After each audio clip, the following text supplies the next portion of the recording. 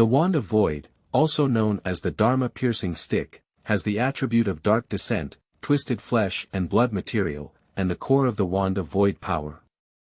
It is an essential item for home and travel in Rune lands. A traveler may not necessarily have a system, because a traveler can also become someone else's system. Reward task. Little yellow hair must die. Did you see that little yellow hair named Izeriel? Go ahead, Lacus, beat this thief up, and I'll teach you how to transfer to the position of Great Elemental Envoy. Is your name Izeriel? Lacus one-click supernatural rune has been equipped. Keywords. League of Legends, Lacus, Battle of Two Cities, Rune Land, Shrema, Demacia. Keywords of the novel. Lax Law Wearing Stick with no pop-ups, Lax Law Wearing Stick Complete Collection Download, Lax Law Wearing Stick Latest Chapter Reading. Chapter 1:0000 Preface. The Magic Awakening of the Forbidden Demon Kingdom. You are listening at novelfull.audio. Chapter 1:0000 Preface. The Magic Awakening of the Forbidden Demon Kingdom. In July of the capital of Demacia, hot and humid weather arrived as scheduled. Even though this magnificent city, known as the Xiongdu, is on the brink of conquest. The Conqueror's Bay to the west and the towering Dragon Ridge Mountains to the north. Warm in winter and cool in summer, in July, it is still inevitably too hot to breathe. The humid sea breeze greatly increased the air humidity in the city of Demacia, and the entire city was shrouded in an indelible moist and hot airflow, leaving everyone in a sticky and damp state. Unlike the political system of Demacia, the humid and hot sea breeze in July is equal to all, regardless of nobility or commoners. Although nobles can use their own cellars to store ice, commoners can also choose to sleep outdoors regardless of the weather. Once night falls, they can bring a sedge mat and lie on their roof, enjoying the rare coolness. In terms of high temperature and humidity, everyone suffers only half a pound. Moreover, in Demacia Xiongdu, even poor people with little savings can buy some cold drinks from the street vendors who sell ice.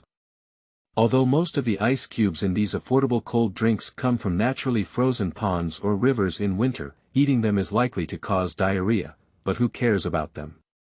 What can relieve heat and cool down is good ice. Clean and hygienic. Every morning is the most rare and refreshing time on such hot days. When the first ray of sunshine climbs up the towering city of Demacia Xiongdu, the hard-working Demacians have already woken up and started their work today. Most of the people who wake up early are ordinary people, and they need to seize this rare cool time to set a simple tone for the hard work of the next day. However, not all nobles will continue to sleep at this time. For example, located in the aristocratic district of the western city, within the estate of the Crown Guard family, the owner of the best-located rooftop bedroom has already woken up. A white and lively little arm poked out of the bed and accurately grabbed a clockwork mechanical alarm clock at the head of the bed. Dingling, dingling. Click. The knob was turned and the clockwork alarm stopped ringing. The next moment, the energetic little girl opened her eyes, her deep blue eyes fixed on the ceiling painted with the patterns of the Crown Guard family, and then yawned long. Her name is Laxana Corona, and she is 9 years old. People who are familiar with her usually call her Laces. She is the little princess of the Demacian noble Corona family. Her father, Pete Mienwei, is the head of this generation of Corona family. This beautifully decorated room belongs to Lacus's bedroom. The copper gold-plated alarm clock that she just turned off was a gift from Pete to Lacus on her birthday last year, reportedly from a place called Piltworth. This magical gadget can indicate time as long as you remember to tighten the winding on time every day, and it is extremely accurate. There is no need to compare time with the sundial and calendar every day. More importantly, as a masterpiece of the Livic workshop, it can also serve as an alarm clock, relying on tightening the winding to make it sound on time. In Demacia, this is a completely new thing. For this alarm clock, Lax's brother Galen has been envious for a long time, wanting to borrow it several times and then open it up to see the structure inside. But Lace always sternly refused, and once Galen insisted, she was not afraid to use the dimensionality-lowering blow of telling her parents. This is not because their sibling relationship is rigid and Lacus is unwilling to share, but because Lacus's last birthday gift was a clockwork music box. The beautiful and exquisite box that can play the first movement of the heroic hymn in G major can no longer be put back after being borrowed by Galen to open and take a look. That time, after realizing that Lacus had been angry and crying, Galen angrily called his good friend, Prince Jowan IV of Demacia, and the two of them sat together, scratching their ears and cheeks for a long time. After putting in all their strength, they reluctantly fought back to their original form. Unfortunately, the music box was indeed put back together, but the two of them not only got one music box, but also had 3 additional gears, 2 gear shafts, a coil of spring, and several unknown small things in their hands. Without these components, the music box cannot play wonderful music. Since then, Lacus has refused to hand over all the delicate things to Galen, and understands why every time Galen's birthday is celebrated, his father gives him either a shield or a big sword as a gift. This is the first time Lacus has used an alarm to wake herself up. As outstanding members of the Demacian aristocracy, the Crown Guard family, although not known for their extravagance, still had necessary butlers and servants. Normally, servants would knock on the door every morning, reminding Lacus to wake up. Today is no exception. And the main reason Lacus sets her alarm clock is that she hopes to wake up earlier than her brother. After all, today my dad and uncle are coming back from the battlefield on the east side, and Lacus must get up earlier than my brother to welcome them. Lacus is the most obedient child, so Lacus will first hear the story of brave warriors defeating evil mages, so as not to let Galen spoil himself halfway through the story. Humph. This time, I, Lacus, want to give Galen a spoiler. Wake up, wake up. Lacus muttered unconsciously, letting go of the alarm and rubbing her eyes. It's so bright. Why is it so early today? Ah. The next moment, Lacus's screams of surprise woke up almost the entire silent Crown Guard manor. Upon hearing Lacus scream, the first person to arrive was her mother, Ms. Ogsha Mianwei, who was sleeping next door. Anxiously kicking open the door, Lady Crown, holding a candlestick in her grip on the sword hilt, looked around the room and breathed a slight sigh of relief. She saw Lace lying unharmed on the bed, only burying most of her body under the blanket, looking slightly frightened under the blanket, as if she had seen something remarkable. Then, after a moment of shock, Ogsha had a subtle misunderstanding. Don't be nervous, Lacus. Ogsha put down the candlestick in her hand, then waved her hand to hold back the servants and guards who came upon hearing the sound. After entering the room, she closed the door with her back and sat on the edge of the bed with a smile.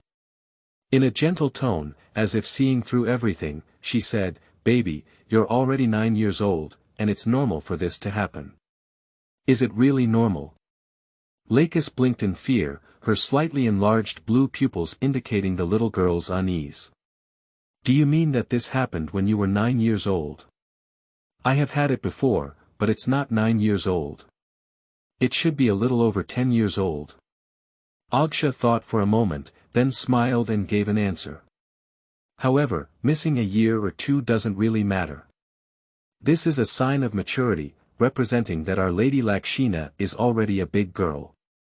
Unfortunately, Ogsha's teasing did not make Lacus relax. When did you end up?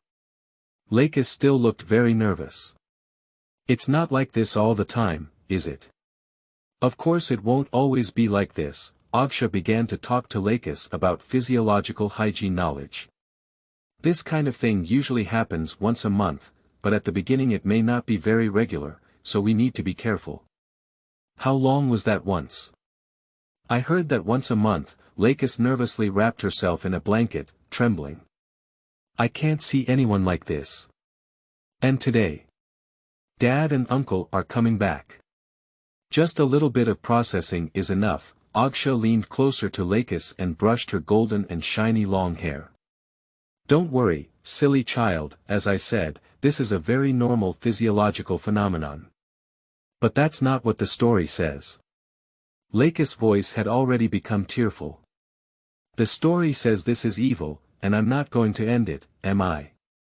A lady shouldn't use rude words like, finished. Agsha took the opportunity to touch her daughter's small face and helped her smooth her slightly frizzy golden long hair. And this has nothing to do with evil. Come, let me see, wrapping it in a blanket won't solve the problem. Her mother's touch and comfort finally made Lace stop trembling, and in the encouraging smile of Alyssa, she carefully lifted the blanket. However, there were no bloodstains on the bed that Eliza thought would be present. Later, just as Alyssa was puzzled, Lacus finally had the courage to extend her hands forward. In Lace's lively little hands, a ball of light danced gracefully like an elf. Undoubtedly, this is magic. And this also means that in the Forbidden Demacia, the vanguard of the Forbidden Demon in the Crown Guard family, the only woman directly related to the new generation and the youngest princess of the Crown Guard family, Lacuna, awakened an uncontrollable magical talent at the age of 9. This extremely impactful scene made Agsha couldn't help but widen her eyes. The Lady of the Crown was shocked as she looked at the light elf in her daughter's hand, uncontrollably growing her mouth. Ah. It can only be said that if there is a mother, there must be a daughter. Listen, these two even have similar screaming rhythms. The awakening of Lace's magical talent was concealed by Agsha. She advised Lace to stay under the covers and quickly got up to find her sister. Law. Tiana Crown Guard, Lace's father's sister and fearless vanguard commander. Professional matters should be entrusted to professionals. Tiana's husband is working in the demon hunting army in Demacia, and among the people Agsha can come into contact with, Tiana is probably the most capable of solving this problem. Compared to the panicked Agsha, Tiana did not show too much surprise after receiving the news. After squinting her eyes and pondering for a moment, she left wait a moment and quickly got up. Then, when she returned, an 8-inch long short stick was handed over to Agsha. Take it and give it to Lacus, Tiana said with relief. It can absorb Lacus magic, allowing her to live like a normal person without worrying. Later we can use it as a hilt to create a sword for Lacus, so no one will know she's possessed. What is this? Agsha looked at the short stick in her hand with some surprise, but she didn't see any difference from the unattractive stick. If she had to say anything, at most the protrusion on it that was easy to grip was somewhat evil. The collection of the illumination can contain magic, but it doesn't leave the infected person exhausted like a forbidden stone. Tiana rubbed her forehead. Fortunately, its previous owner has passed away. With the qualification of the Crown Guard family, we can temporarily borrow it. Don't worry, its function has been verified for thousands of years. It is said that when Demacia was established, it was already a tool of the confessor. As long as you take it, Lacus can live like a normal person. That's really great, thank goodness. Agsha quickly stood up as she felt relieved. I need to hand it over to Lacus quickly. Pete will be back soon. I don't know if the aristocratic council will be willing to increase their efforts on the side of Nox this time. Hurry up, Tiana's face finally showed a smile. After my brother returns to Xiongdu, what I most hope to see must be Lacus' carefree smile. Agsha nodded, got up, and hurriedly left. In order to cover up, she even brought some women's belongings with her. However, today's Crown Guard family is destined to remain calm. When the restless Lace saw her mother again, she received both good and bad news. The good news is that dying demons is not scary. As long as you carry this short stick, it will be fine. The short stick has been made into a sword handle, and Lacus only needs to wear this long sword. The bad news is that his uncle, the cavalry general who can tell himself stories about the outside world, always smiles with neat white teeth, and is deeply loved by soldiers, was shamefully assassinated on his way back and died of serious injuries. It is said that the assassins of Texas disguised themselves as farmers and used extremely vicious curses. Early on, Lacus did not hear the story of justice defeating evil first. Instead, in a state of panic, she encountered death for the first time and witnessed evil triumphing over justice with her own eyes. Watching her uncle lying quietly in the marble coffin, Lacus didn't know why, but suddenly felt an indescribable heart-wrenching sensation. Upon hearing the news, Galen rushed over and brought his own sword, shouting loudly that he wanted to join the army. "I want to join the fearless pioneer. You can also search for demons. If you don't agree, I'll go find Uncle Joan." The news of the assassination of the cavalry general quickly spread like a storm throughout Demacia. The aristocrats who came to offer condolences were in constant flow, and the first sentence each person spoke was one of mourning and resignation.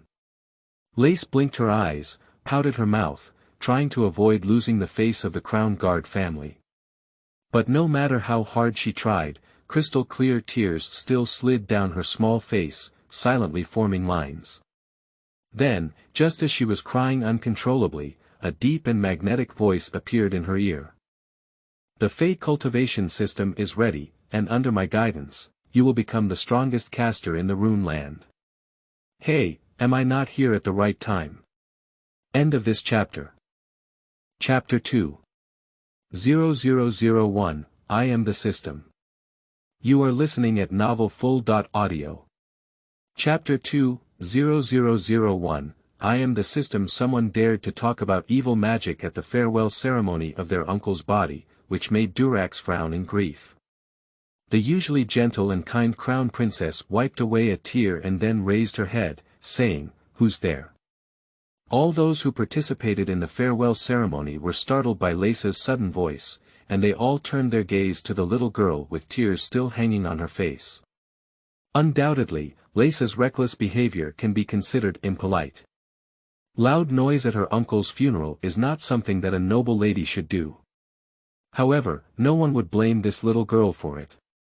Demacia and Noxus have been in constant friction recently. Even though the two sides have not directly engaged in war as they did many years ago, many people have died in small-scale conflicts and assassinations in the confrontation. It is normal for children who have lost loved ones to feel nervous, and everyone knows this. So, upon seeing Lace's appearance, most guests would only feel pity rather than disgust. And Lacus, who couldn't help but shout out, immediately realized that although the voice sounded like it was beside her, there was no one around her at the moment. What the hell is going on here? Lacus thought of magic. But my mother said that as long as I hold on to this short stick, I won't be disturbed by magic anymore. Lowering her head slightly, Lacus reached out to touch the sword hanging from her waist, and then the voice became even clearer. "It seems that I didn't come at the right time, little girl. You're right, it's me." Upon hearing the sound again, Lacus almost threw her sword out. However, just as she had this thought, an invisible force seemed to completely control her body, making her stiff and motionless. Demacia's prohibition of demons is really troublesome, and the reputation is disgusted from the beginning.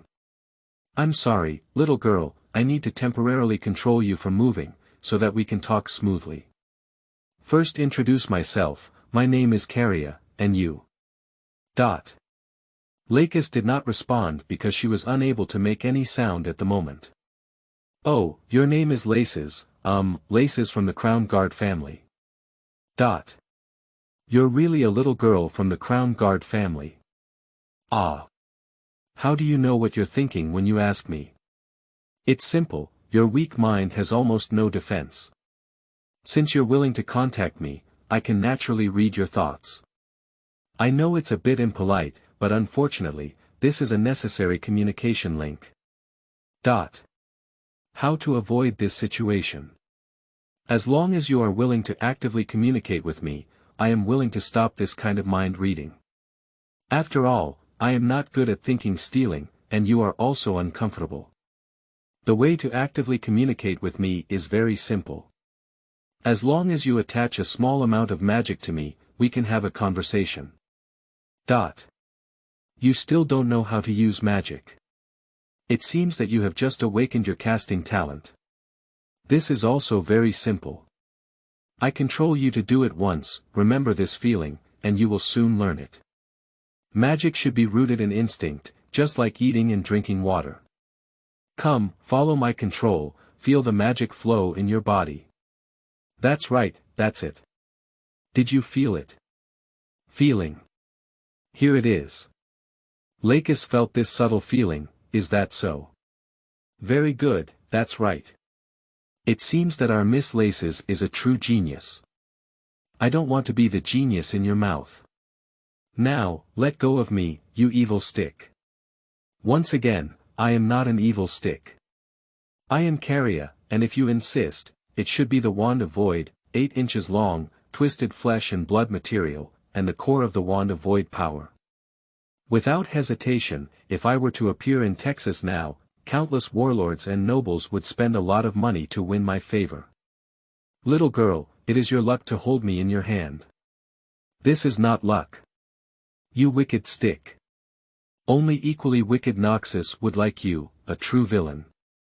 Stop and stop, Miss Lacus. If you continue to use these impolite words to describe me, I'm afraid you'll have to give you equivalent revenge. I don't think you want to sing and dance at a funeral, right? After all, that's too bad for a noble lady. The threat from the villain was quite effective. Lacus felt the stiffness of her body and dared not gamble on whether the other party had the ability to control her body and dance at her uncle's farewell ceremony. Therefore, she could only snort coldly, how can you let me go? Why do you hate me so much, Miss Lacus?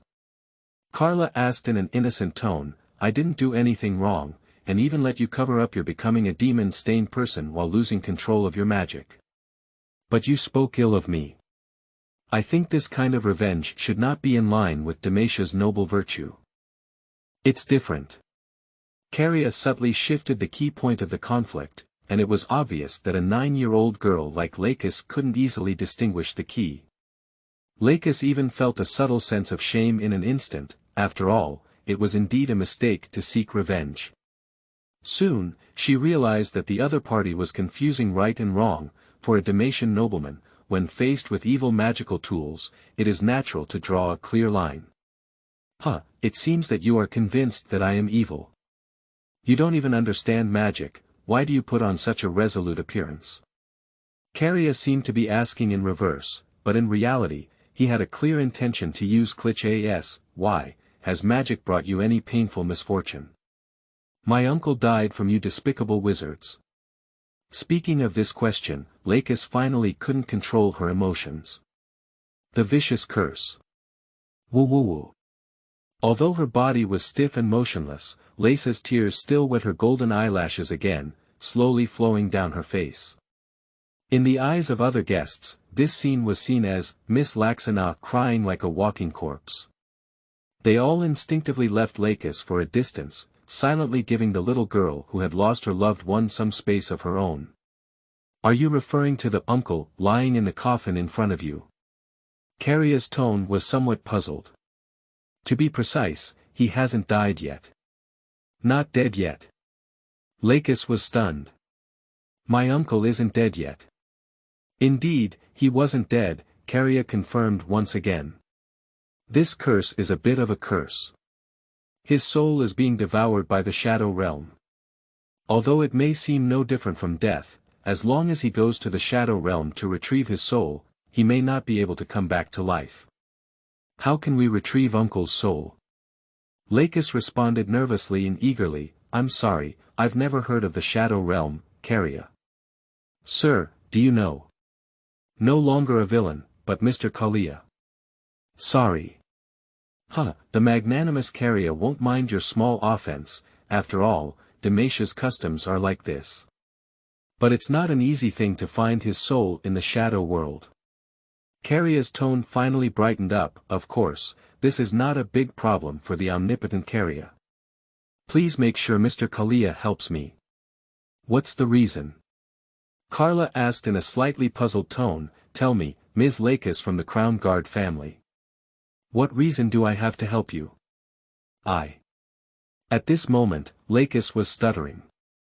Although she is the youngest princess of the Crown Guard family, Lacus does not suffer from princess disease.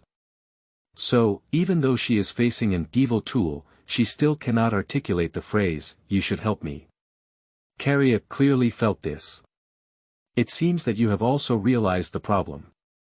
Our previous relationship should have been that you asked me for help, not that I asked you for help, right? That's right. Lacus finally admitted, Mr. Caria, I want to know how you can help me enter the Shadow Realm and retrieve my uncle's soul. As long as it's not evil, not against the law and morality, I can agree. It's very simple. Caria's tone became cheerful. Learn magic from me, accept my trials, and you will soon be able to personally enter the Shadow Realm and retrieve your uncle's soul. Learning magic. Upon hearing this unexpected answer, Lacus hesitated. Throughout her education, magic represented evil.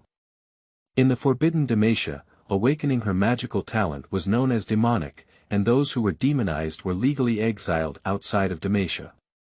Lacus can accept using a sword to suppress her magical talent, because it is a kind of purification, a way of rectifying evil, but at least for now, she still can't accept taking the initiative to learn magic, which in her mind is considered decadence.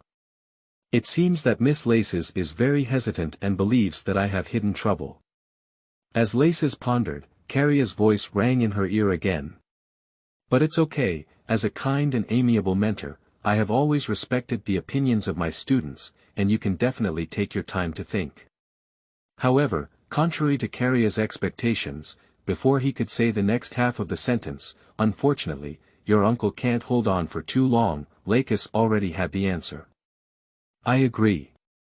The little girl gritted her teeth, her tone incredibly firm. If one day I really fall into darkness, then I will self-exile and leave Demacia forever. Very well, little girl. Caria seemed very happy.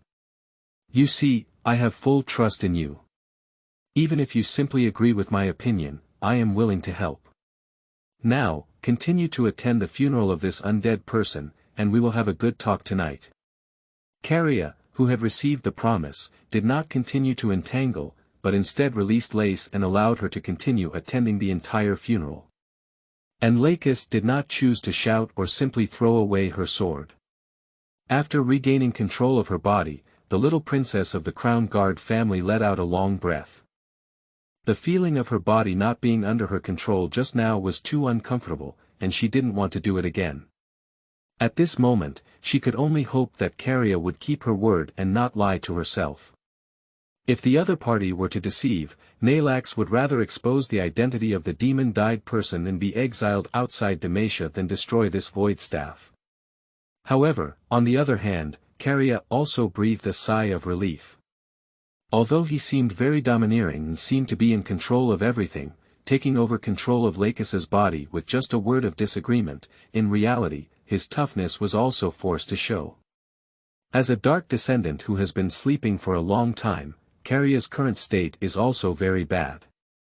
After a long slumber, he is now extremely weak. If it weren't for Lacus's amazing magical talent and the enormous magic he unconsciously gained from holding the Wand of the Void, Caria would probably not be able to wake up now. Moreover, forcibly controlling Lacus' body has no meaning other than making her calm down. He can only control his body and cannot accept sensory signals. Instead, according to the communication method he entrusted to Lacus, Caria can see what Lacus sees and hear what Lacus hears through Lacus sensory sharing. From this perspective, the Caria at this point is more like a system that requires Lacus as its host. For Caria, Lacus is a battery with unlimited potential, a mobile vehicle, and a resilient little leak. It's also tragic to say that other travelers have systems, but poor Kalia not only doesn't, but also becomes someone else's system. That's right, Caria is a traveler who comes from a beautiful azure planet but eventually travels to the Rune land. And it's also the Rune land of ancient times. How ancient is it? Let me put it this way, during the time of Kalia's crossing, the human civilization in the Rune land was still in a tribal system, and the slave regimes were quite advanced.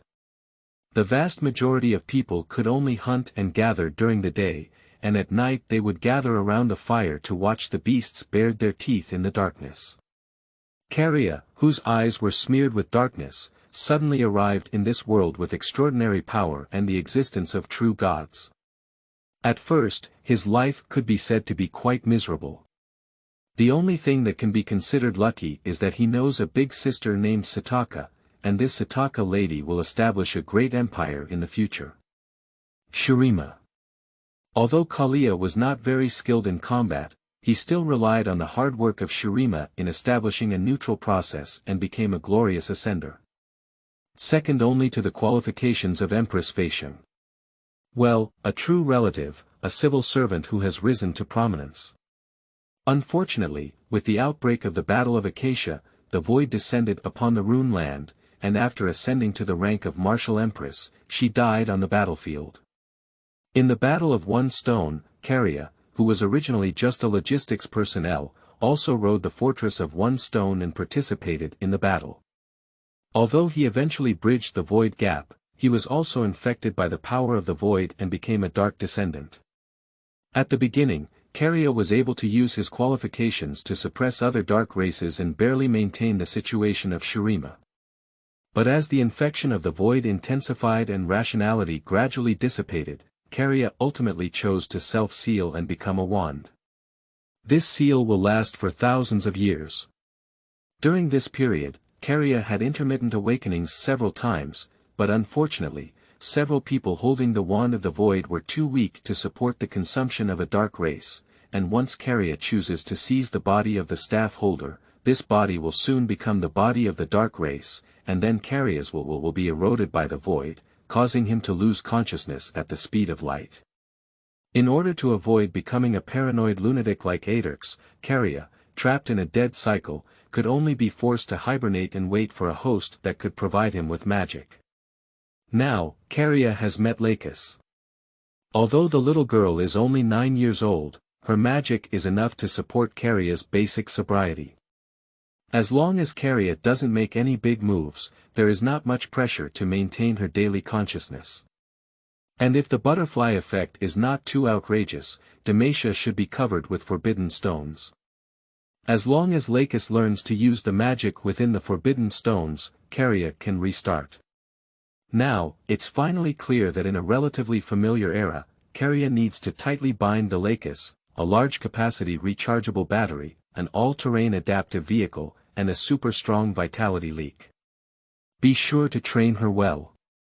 New books on the road, seeking collection, seeking recommendations, seeking follow-up reading. End of this chapter. Chapter 3. 0002, 3-year casting, 5-year simulation. You are listening at novelfull.audio. Chapter 3, 0002, 3-year casting, 5-year simulation. Lacus was performing the funeral ceremony in a straight line, although somewhat absent-minded, anyone who saw this scene would only think it was heartache and loss of mind. And in order to bind this rechargeable battery, Caria was working hard to develop a teaching plan. While recalling the content of basic magic education, he silently planned a complete set of teaching outlines for Lacus. Indeed, it is said that the traveler has a system. Why does it mean that the traveler has become a system when it comes to oneself? Although there is no direct magic injection, Kalia in standby mode does not have 5 senses, but this does not prevent him from thinking. The first step that Caria needs to do is to solidify the foundation for Lacus. At this point, Caria, who used to serve as the president of the Royal University of Shrema, is not under much pressure. His talent for light magic is indeed rare, but as the first generation of ascending beings, Caria has never seen anything before. Have you ever heard of Nezek? He is the Great Elemental Envoy of Ishtar, the creator of Monolith, and now the ancestor of the Ishtar kingdom. Didn't he also graduate from under Kalia's command? The outstanding graduate medal of Nezuk was originally issued by Caria himself. Although Caria himself has almost no casting talent and relies entirely on resource accumulation, making him the top resource expert in Shrema, what about that? With Kalia's ability, educate Lacus. Isn't it just a matter of holding a handful in hand? In the midst of just a funeral, Caria thought of over 20 mandatory books for Lacus. Unfortunately, Lacus couldn't find any of them. Perhaps only Nexus, who is still wandering in the Shrema desert, knows where these books are located in the current Rune land. But it doesn't matter if there are no books, Caria can memorize them. It's hard for ordinary people to imagine how boring an old man with average talent, or no talent at all, but relying on merit and accumulating resources to soar and live a hard life for thousands of years can be. Sitaka doesn't allow the skyrocketers to flirt with flowers and grass, and Shrema also prohibits them from participating in political struggles. Therefore, most skyrocketers spend their daily lives working and exercising, rolling into the sky one by one. But the problem is, Caria can't exercise. At that time, Caria was a true time traveler, and you can't expect the physical fitness and combat talent of ordinary people on Blue Star to be compared to those in Runeland.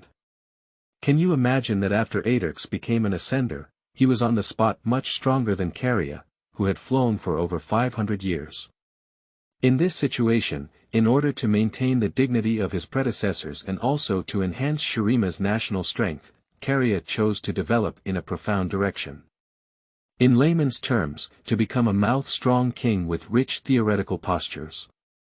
Anyway, after soaring, Caria's memory is particularly good. At first, Carla just enjoyed reading. Then as I read, I memorized it. And then carrying it on the back, I realized that the endorsement was not very interesting, so it's better to record someone else for fun. In this way, Caria memorized in detail the dark history of every Ascender, such as when he wet the bed when he was a child, when he weaned at a certain age, his first love and breakup. These chaotic gossip ordinary people don't have the courage to inquire, but Caria knows it like the back of his hand. Coupled with his management of Shrema University, it can be said that all the ascending beings who see him are in a dual battle and almost eager to leave first. Sitaka is respected. And Kalia will make people afraid. If it weren't for the later infection of Caria's consciousness by the void, gradually losing his rationality, the Dark War would not have been possible. These little brats dared to cause trouble, and Caria dared to spread their dark history to everyone. What if there's a dark guy who can't take it easy and wants to take action against Caria? Hee. Although Kalia is not strong, he is definitely meticulous because Kalia's Ascender posture is carved. That's right, Caria can fly, and even if he becomes a dark descendant, he can still fly up and down. Although his combat power is poor, it's impossible for other dark descendants to attack him. The eagle living in the desert is naturally called Sepang. After all, in the Shrema language, the desert is called Sa. The last one who said after drinking that the form of the Caria Ascender should be called a sand eagle's Ascender's name was Carican. The next day after this banquet, the entire Shrema city learned about Carican's secret love for his big-breasted tutor when he was 10 years old. Poor Carican voluntarily applied to stay in Vajuan for 100 years, enduring all those who knew the news before returning to Shrema city. By the way, the traitor who reported it was named last. During that 100 years, he took over the fat job left by Carican in the city of Shrema, and the official saying for this was, selecting talents and appointing talents, not related to other factors.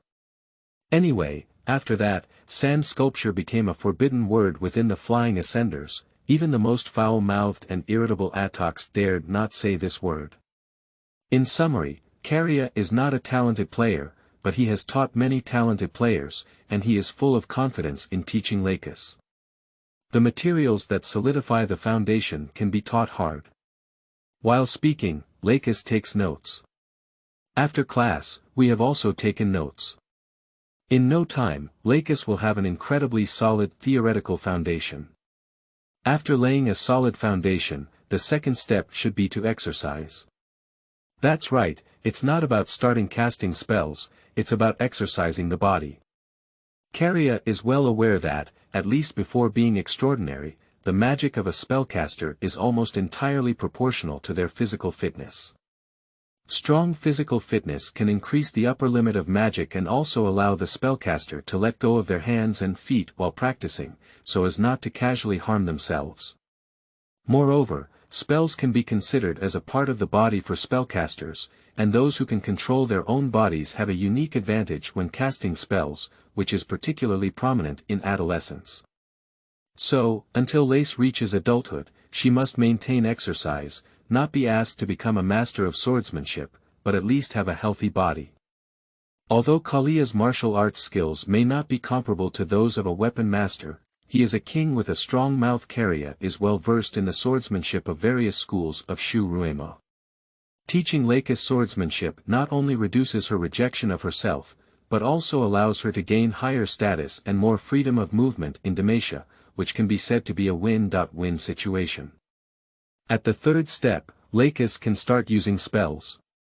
At this stage, her rote theoretical knowledge and abundant magic will be combined, allowing her to quickly cross the extraordinary threshold.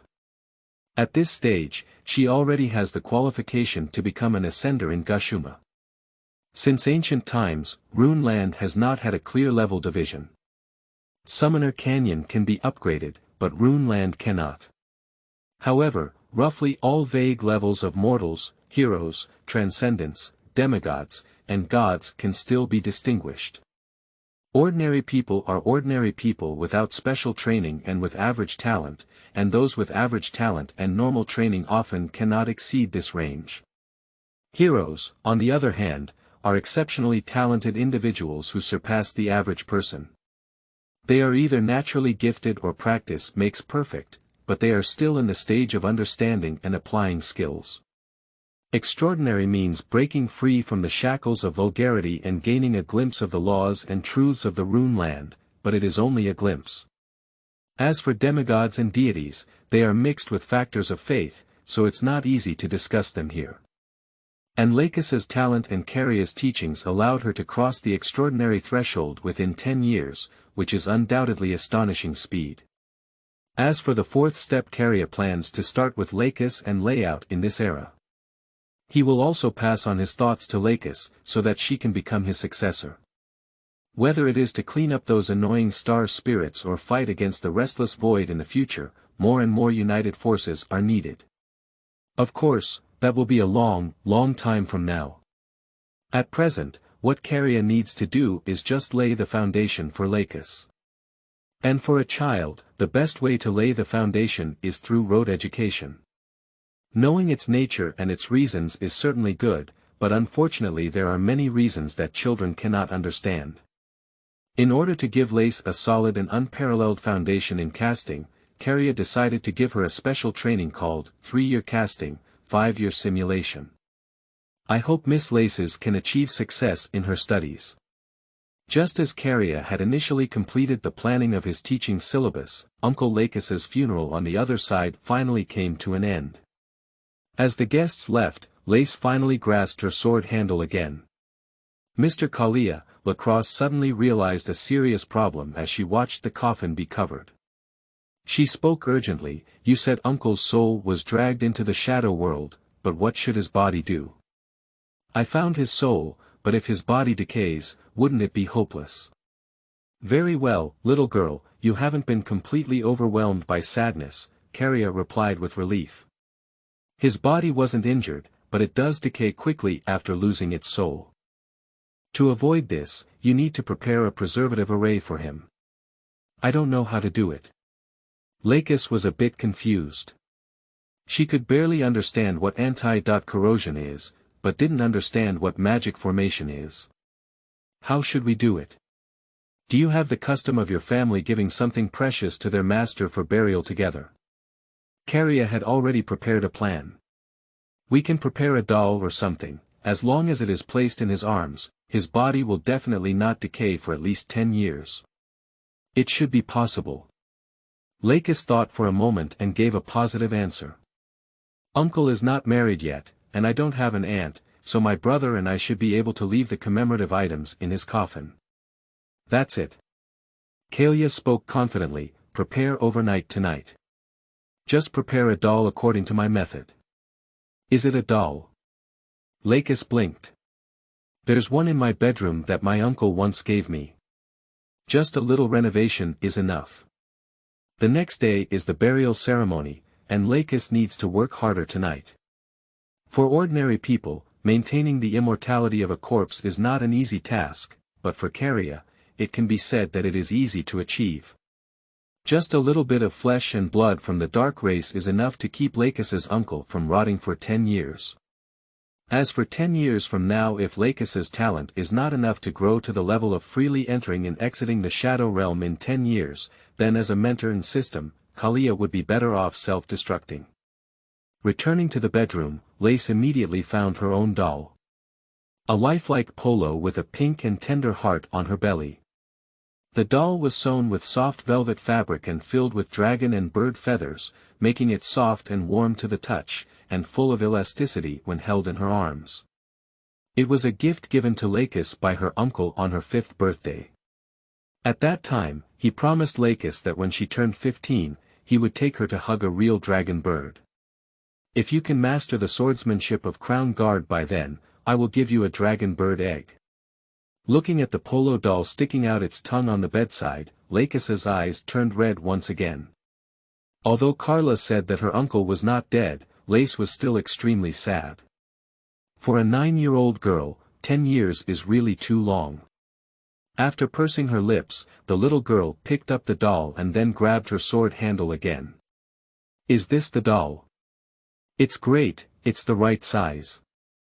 Now, just find a small knife or scissors and scrape some void chitin off the void staff. Are you saying it's on you? Lacus was stunned, using your body. Is there anything else in Demacia that can support the anti-corrosion array?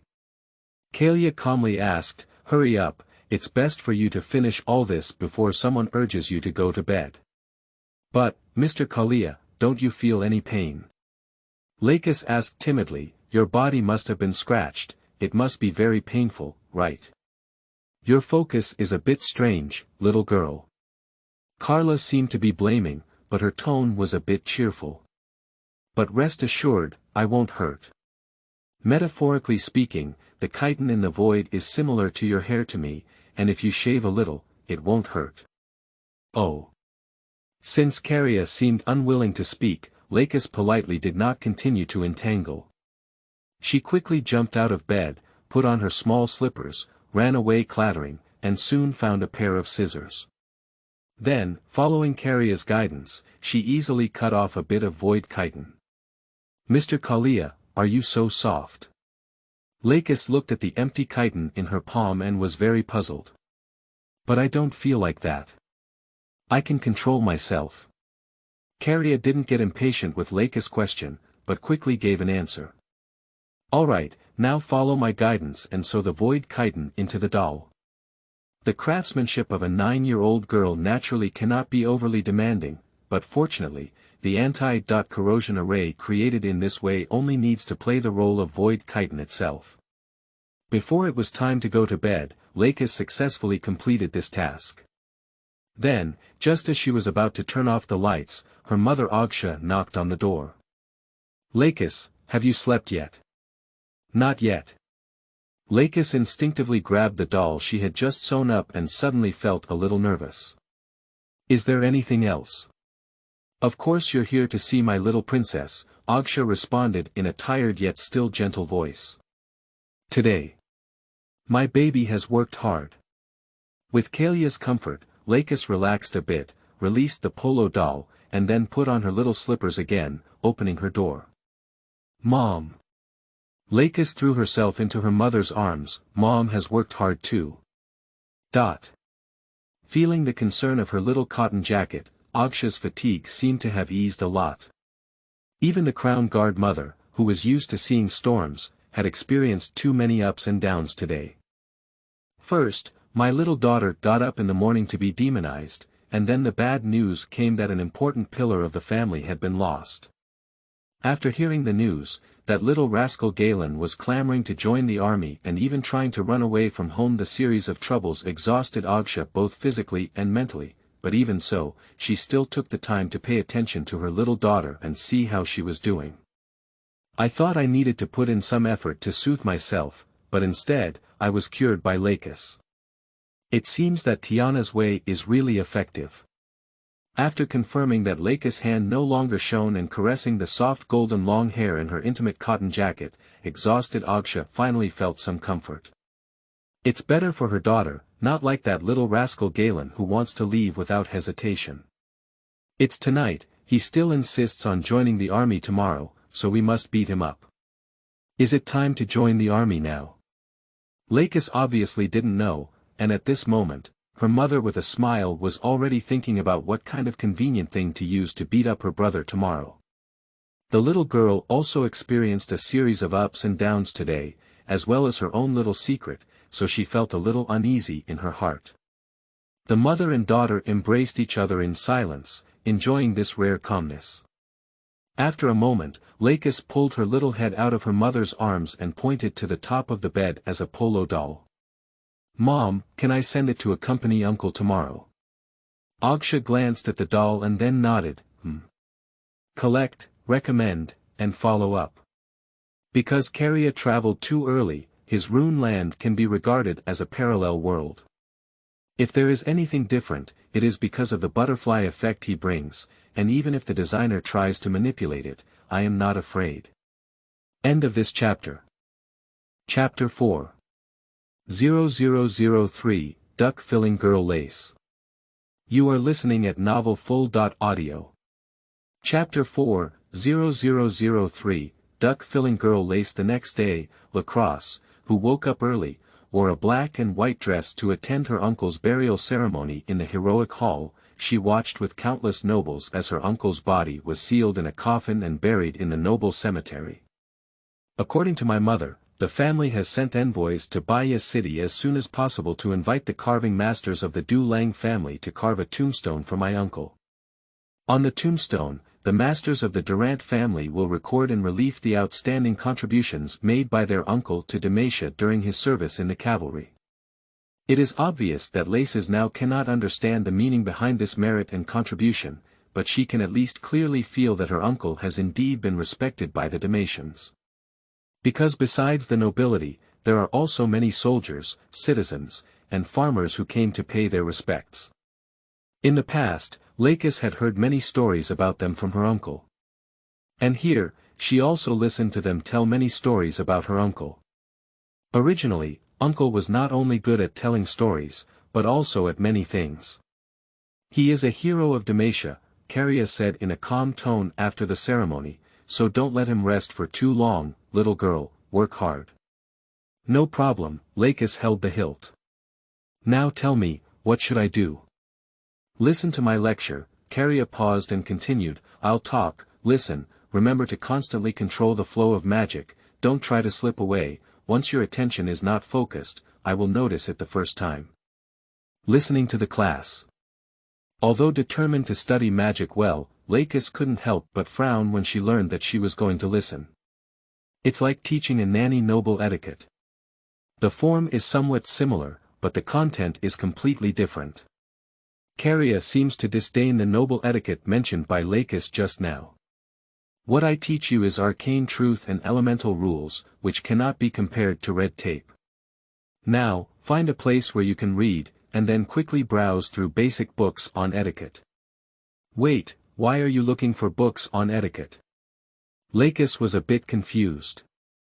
Didn't you say you were teaching arcane truths and elemental laws? The books on etiquette are just a cover, Caria said with a prepared expression. I will help you take a shorthand and maintain the cumbersome formalities when needed. You listen attentively and remember the knowledge I have taught. This way, if someone asks you what you are doing, you can answer your question about practicing etiquette. Blinking her eyes, Lacus understood what Caria meant. How to say it in Lacus' view, this behavior seems somewhat cunning. But if we exclude the point of lying, it seems that this is indeed a beneficial thing for everyone. Lacus doesn't have to memorize those headache-inducing etiquette, her mother doesn't have to spend a lot of money to have her grandmother watch over her, and she doesn't have to worry about being impolite when attending parties afterwards. Everyone has a bright future. After thinking for a while, Lacus didn't notice any specific harm from this behavior. The only question is, Caria has to record etiquette while also giving herself a lecture. Is this really too busy? Don't worry about me, little girl. It seemed like I had guessed Lacus' thoughts, and Caria spoke happily. My memory is not comparable to that of mortals, and Demacia's etiquette is already mixed with the traditional etiquette of Nakshi, Helia, and Shrema. No one is better at this than me.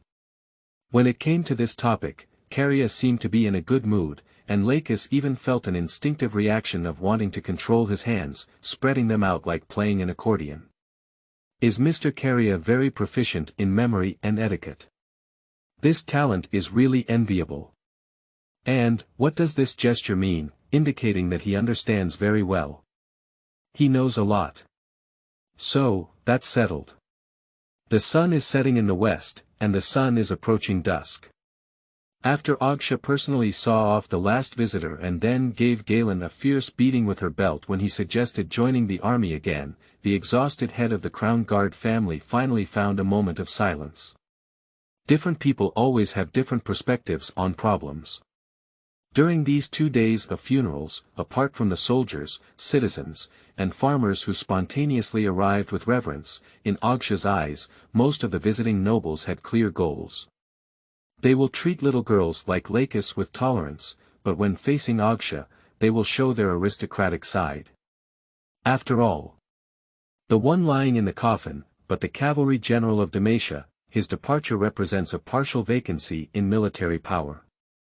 So, many people intentionally or unintentionally express that their fathers, husbands, sons, and even nephews have always admired this cavalry general who sacrificed his life for the country. The deceased has passed away, and they will follow in the footsteps of their predecessors. Both inside and outside, it is said that they really hope to join the cavalry. According to their statement, although they are not members of the Crown Guard family, after joining the cavalry, they will still maintain the interests and power of the Crown Guard family. Madame can consider supporting them, even if everyone knows that Agsha is not a troublemaker in such affairs, but Madame politics has always been like this. Of course, it's not possible to be so straightforward, but that's the meaning. As the housewife of the family, Agsha is well aware of the true purpose of these guys, and her answer is undoubtedly accurate. She also comes from a noble family background, although she comes from White Cliff City and is not an authentic old Xiongdu person, but she is not one of those idiots who suddenly rise to fame and do not know her identity. Just listen to this kind of probing, flattery, and flattery. Agsha is no longer the little girl who blushes when praised. Throughout the afternoon, Agsha maintained impeccable etiquette, facing the ladies of various families. After everything was over, her face stiffened a bit. So, even though she knew physical punishment was not good, when Agsha heard Galen still shouting to join the army, she couldn't help but pull out a belt from the cabinet. After a crackling sound, Galen grinned and returned to his room, and the whole world fell silent. However, the matter still needs to be resolved, whether it's a fight or a draw. Agsha plans to discuss Galen's situation with her husband Pete tomorrow. Although Galen has finally closed her mouth after smoking this thing, she knows her son is as stubborn as her mother, and she is well aware of how stubborn her son's temper is. We must find a way to make him safe, otherwise he may really leave without saying goodbye and run away from home. You should know that the people of Texas have been restless lately. After the farewell ceremony, Pete was invited to Dawn Castle to attend the noble military conference convened by King Gavin III. Pete has not returned until now. Just as his younger brother was buried, Pete started working, which shows the tense situation. So even if Galen really goes to the military to exercise, it can't be now. But how can we dispel this little bastard's unrealistic thoughts? Rubbing her eyebrows, Agsha thought of her little cotton jacket and lace. Don't be fooled by Galen's mischievous behavior, but he always listens to his sister. There are some things that may be more acceptable to Galen than his parents and elders, perhaps Lacus's words. And thinking of this, Agsha suddenly realized that she seemed to have not seen Lacus for a whole day. At noon, the butler seemed to have said, "Did she go to the family's reading room?" Thinking of this, Agsha lifted her head and looked at Lacus' room on the top floor of the estate. The light is not on. Call the servant to prepare dinner, and Agsha turns around and walks towards the family's reading room. When she arrived here, the sky had completely darkened. The crystal chandeliers in the reading room were all lit up, and in the soft light, Lacus was sitting in the corner, with a thick large book spread out on the table in front of her. Agsha recognized it as the complete book of etiquette with just one word. Is Lacus looking at this thing? Agsha blinked a little unexpectedly, and for a moment she even doubted whether she was too tired, to the point where her consciousness was a bit blurry. Her daughter hates these formalities the most. Now she is actually reading etiquette encyclopedia. And it seems like you've read quite a bit. Odessa, who was quite surprised, knocked on the door, then pulled over a chair and sat opposite Lacus. Baby, are you hungry? The puzzled Odessa pretended to glance at the page number carelessly, and then reached out to trim the broken hair on the sideburns of lilacs. I have asked the kitchen to prepare dinner, meat teeth congee, your favorite flavor. I'm really a little hungry. Lacus seemed to want to say she wasn't hungry, but hesitated for a moment before nodding. Thank you, Mom. I heard from the butler that you've been sitting here since lunch, Agsha said as she recalled some parts of the book. Baby, this doesn't seem like your style. I have to do something for my uncle. Lacus lowered her head and seemed to confirm the page number before slowly closing the main section. Everyone has their own responsibility and mission. Everyone has their own responsibility and mission, and maintaining impeccable etiquette is one of the responsibilities of nobility. This is the opening line of the second volume, and you read it quickly. Agsha smiled with relief. My baby can think that way. Mom is really relieved. As he spoke, the servant knocked on the door of the reading room and said, Madam, dinner is ready. Let's go. Agsha stood up and said, Let's have some food together. Now I'll teach you another lesson. The etiquette of nobility is impatient, and digging a well in the face of thirst is unwise. Let's go. From the reading room to the restaurant, Lace's expression and movements seemed unnatural along the way. In Agsha's view, her precious daughter seemed to have read too much, feeling dizzy and bloated, and often noticeably slow to react. However, what pleased her was that Lacus's every move perfectly matched the etiquette of the nobility, although her movements were stiff and awkward, clearly a reaction after rote memorization. Don't be so nervous, baby. Agsha felt relieved but also somewhat distressed. Impeccable etiquette is not achieved overnight. In a place where there are only the two of us, you can relax a bit. Upon hearing these words, Lace looked as if she had been granted amnesty, almost collapsing onto a chair. Upon seeing this scene, Agsha only found it amusing. If only your brother had the same heart, Agsha couldn't help but sigh. Even though he's 3 years older than you, why can't he be as sensible as you? My brother is the same. Lax scooped up a large spoon of congee and put it into her mouth. Then she said vaguely, he is also working hard in his own way. He's not called hard work, he's called adding chaos. Agsha snorted, with your father and aunt here, the family doesn't need to add manpower in the army anymore. Your brother is just a hot-headed person. You can't learn from him. Lacus nodded and scooped another spoonful. No way. Eat slowly. As the bowl in front of Lacus quickly bottomed out, Agsha simply pushed her own bowl towards Lacus. This bowl is also yours, don't worry, be careful of stomach pain. Don't you eat? Lacus looked up and blinked. Mom probably didn't eat either, right? Silly girl. Agsha's lips smiled. Now, Mom will teach you another lesson. Excellent figure is also a part of etiquette. Except for children in their developmental stage. Then, amidst Lax's stunned gaze, the servant knocked on the restaurant door and brought a large bowl of salad. After dinner, Lace and her mother took a walk in the garden of the estate for a while, and it wasn't until the early rising of the bright moon that she returned to her bedroom after promising many times to report her brother's departure as soon as possible. After closing the bedroom door, Lacus seemed to release herself and threw herself onto the bed. It's finally over. After a day of studying, Lace was a bit confused. Later on, when she saw Agsha, she followed Caria's advice and maintained the etiquette of the nobility in a systematic manner. Think about it, while answering your mother's words, and listening to Caria's polite movements, this is really too difficult for a 9-year-old child. Now that everything has ended, she can finally relax. Then, just as Lace was feeling relieved, Caria's voice rang out in her mind again.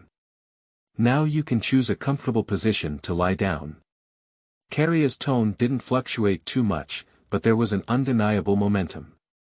The body can rest, but the brain can't rest. Evening self-study is starting, and we need to take a quiz in class to check your learning progress. Late self-study. Lacus heard of this strange name for the first time. I'm already in bed, now it's time to rest. Hee hee. Caria sneered disdainfully, can you sleep? If I were you, I wouldn't be able to sleep. You missed 40% of this afternoon's class, and the remaining 60% wasn't fully focused. I dare say that I have worked hard all afternoon teaching, and you can now remember no more than 30%. What? You think I'm scaring you? I'm telling you, although I'm not peeking at your thoughts, I can clearly sense your state from your magical fluctuations. At first, you sat by the window, staring at the garden outside.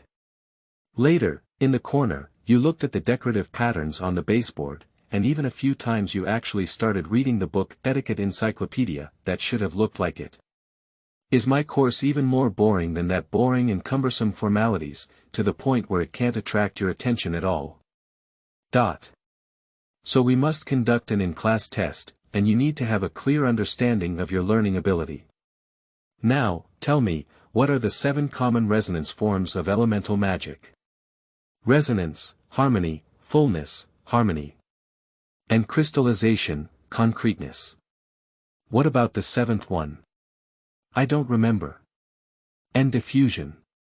Caria raised his tone, these are the most basic knowledge. To enter the shadow realm, you must integrate these knowledge. The next question, tell me, what kind of runic crystal branches will be produced by the crystallization of light magic? Crack-like. It's radiating. Light magic is your talent, and this foundation cannot be taken lightly. Caria's pace began to accelerate. Next question, tell me, what is the first priority of the caster, ... At this moment, Lace suddenly remembered the records about banquet cuisine in the complete book of etiquette. Despite being in bed, the poor little girl felt like a duck locked in a cage, filled with feed-like knowledge. Recommended tickets, monthly pass. The book has already been signed, hurry up and invest. In addition, the author tried to match a few notes by himself. Unfortunately, my tone is not very good and I can't match the desired effect, so I moaned. End of this chapter. Chapter 5. 0004 Experience the Charm of Magic. You are listening at novelfull.audio. Chapter 5:0004 Experience the Charm of Magic. It has been proven that evening self-study is still very effective. On the next morning, when Lace woke up from bed and saw the sunlight passing through the curtains, her first reaction was that sunlight is not elemental magic, it is a confusing knowledge point. It is true that I am confused about learning. Shaking her head, Lace felt like she was really crazy. She looked at the head of the bed, where Caria was lying quietly in the warm morning light. Glancing at the hilt of the sword, Lacus seemed to be struggling. After a moment of thought, she simply jumped onto the bed without any gentlemanly demeanor, and then lifted her legs and raised her lifeless little feet. This villain. I stepped on it, however, as she was about to step down, Lace hesitated. Isn't this not good? After all, he is teaching himself knowledge and promising to help save his uncle who is trapped in the shadow world.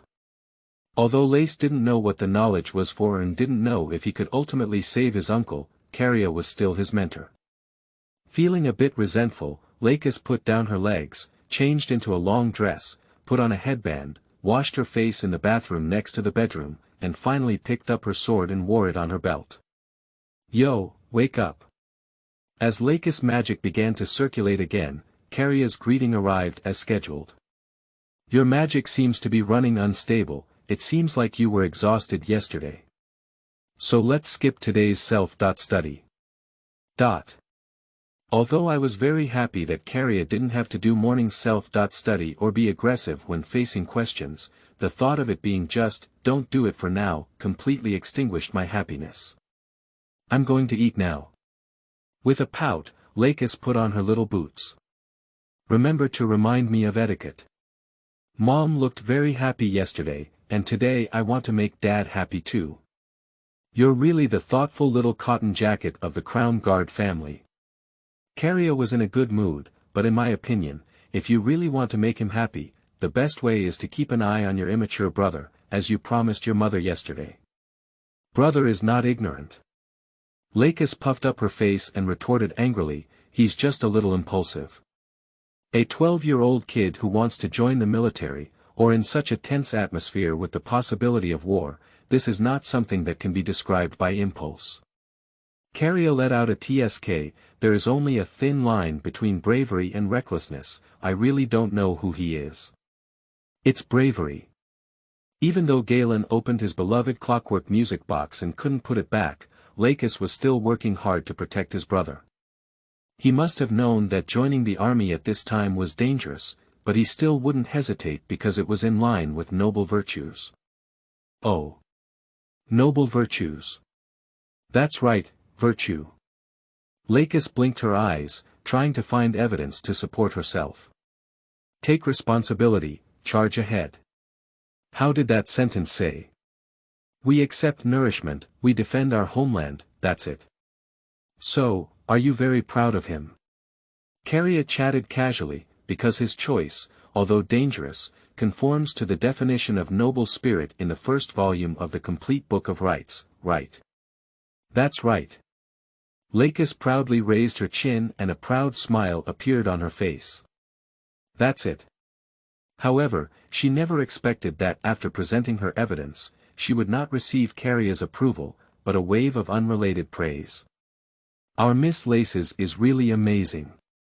She studied hard all afternoon yesterday, and although she forgot about 70% by evening, she still had the energy to pay attention to the decoration of the open book on the table, and remembered those meaningless words.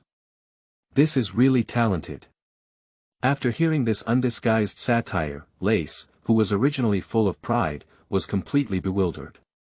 For the little princess of the Crown Guard family, this accusation is a bit too harsh, and she has never been criticized in a sarcastic tone.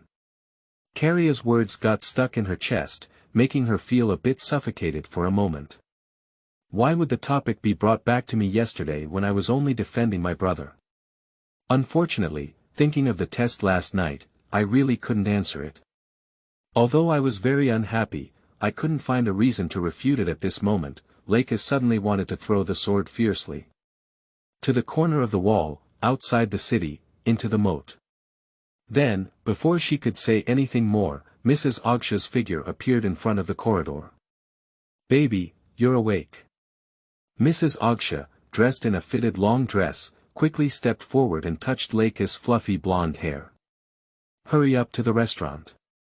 Your father has a meeting at Dawn Castle this morning, and he may not be able to come back until evening. Upon hearing Ogsha's words, Lacus temporarily gave up the idea of throwing away the sword. She nodded and took a deep breath, following Caria's reminder to enter the noble lady mode. Villain. You wait. When I learn your knowledge, I will sooner or later use your words to refute you in silence. Have a peaceful breakfast. Unfortunately, Pete seemed to be very concerned about the situation on the front line, and at this moment, he didn't have the mood to care about Lacus's ladylike state. The tall head of the Crown Guard family frowned throughout the entire journey, occasionally lowering his head to think about something, except for staring at Galen when he was shouting to join the army. He didn't say a word more. After breakfast, Lace felt a bit disappointed. The little girl thought her etiquette would be recognized by her father and make him feel better, but unfortunately, Pete is not in the mood to observe his family now. His mind is full of disputes with Nox, and Lacus's good behavior has become useless.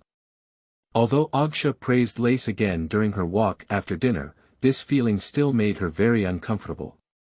Lacus knew that her uncle was not dead, but she couldn't reveal her collaboration with Caria. She hoped to use her own methods to make her family happy, but unfortunately, apart from the delicate Ogsha, neither her stressed father nor her narrow-minded brother could feel Lacus's thoughts. Even after the meal, that jerk from Galen said something that made the little girl unhappy. "Lacus, how are you holding it now?" Then he was grabbed by his own mother's ear and carried away. "Since you want to join the army, then go ahead and receive training." Ogsha seemed to have found a way too. "Your father has already asked the governor, he will give you some necessary training while training the prince." Obviously, this is also one of Ogsha's means of dealing with Galen's enlistment. "Want to join the army? Go train first. When you're exhausted from practicing, you won't have time to shout and run away from home." So, my father went to Dawn Fortress early on, and my mother left with her brother, leaving only Lacus in the garden. "Do we still have to go to school?" Lacus felt visibly lost. "Continue teaching. Before that, we still need to do some consolidation." Caria didn't answer directly. "Let's go to the edge of the lace fence, let's review and consolidate yesterday's knowledge." "Go to the edge of the garden wall." Lacus blinked with some confusion, but still found a deserted corner according to Caria's request. "Very good, this place is good." Caria seemed satisfied. "Now, lean against the wall and let me feel it." Leaning against the wall. Although she didn't know what she wanted to do, Lacus turned around and pressed her back against the wall. In the next moment, an astonishing magic force poured into her hand from behind, and then poured into the hilt of her sword.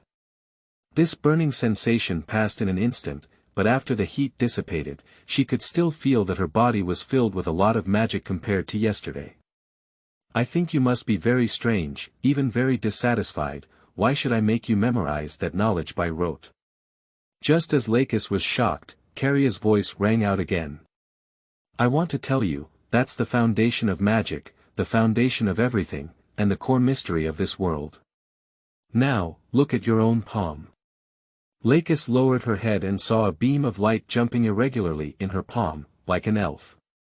Just like when she first awakened her magical talent the day before yesterday. The gradually warming wind in the morning blew by, and the light seemed to start dancing. "I have removed the forbidden magic protection from you, and this is the original form of your magic," Caria explained. "Now, let's take a look at the advanced changes of primitive magic." During the conversation, Caria took over control of Lacus's body. "Let's take a look at your mistake last night. First, the 7 forms of elemental magic resonance. The weather is really nice, so let's take light and wind as an example. The light cluster began to become blurry and unstable. This is resonance. The light cluster emitted a whimpering sound like a strong wind. This is harmony. The brightness of the light cluster has increased to a somewhat dazzling level. This is fullness. After the light dimmed, the palm felt a chill. This is harmony. The light cluster turned into a semi-light and semi-wind elemental spirit. This is concrete. The light cluster passed by with the wind, illuminating the corner of the wall. This is diffusion. In the end, the aura rapidly transformed into a bright emblem in Lacus' palm, which Lacus recognized as the emblem belonging to the Crown Guard family. This is crystallization. Carefully observe and take a look at the details of the emblem, radiating. This is the basic form after the crystallization of light magic. If you can't remember this, you can't even create a family emblem. Seeing the radial patterns on the crystallization emblem with her own eyes, Lacus instinctively wanted to nod, but when her body was taken over, she couldn't do it and could only watch Caria continue to perform. Here is the difference between sunlight and light elements. Dot. Dot. In this way, amidst Lacroix's dullness, Caria used the energy stored in the forbidden stone of the Crown Guard family to show her many exquisite magical tricks. These tricks have almost no destructive power, but the demand for magical control is not low.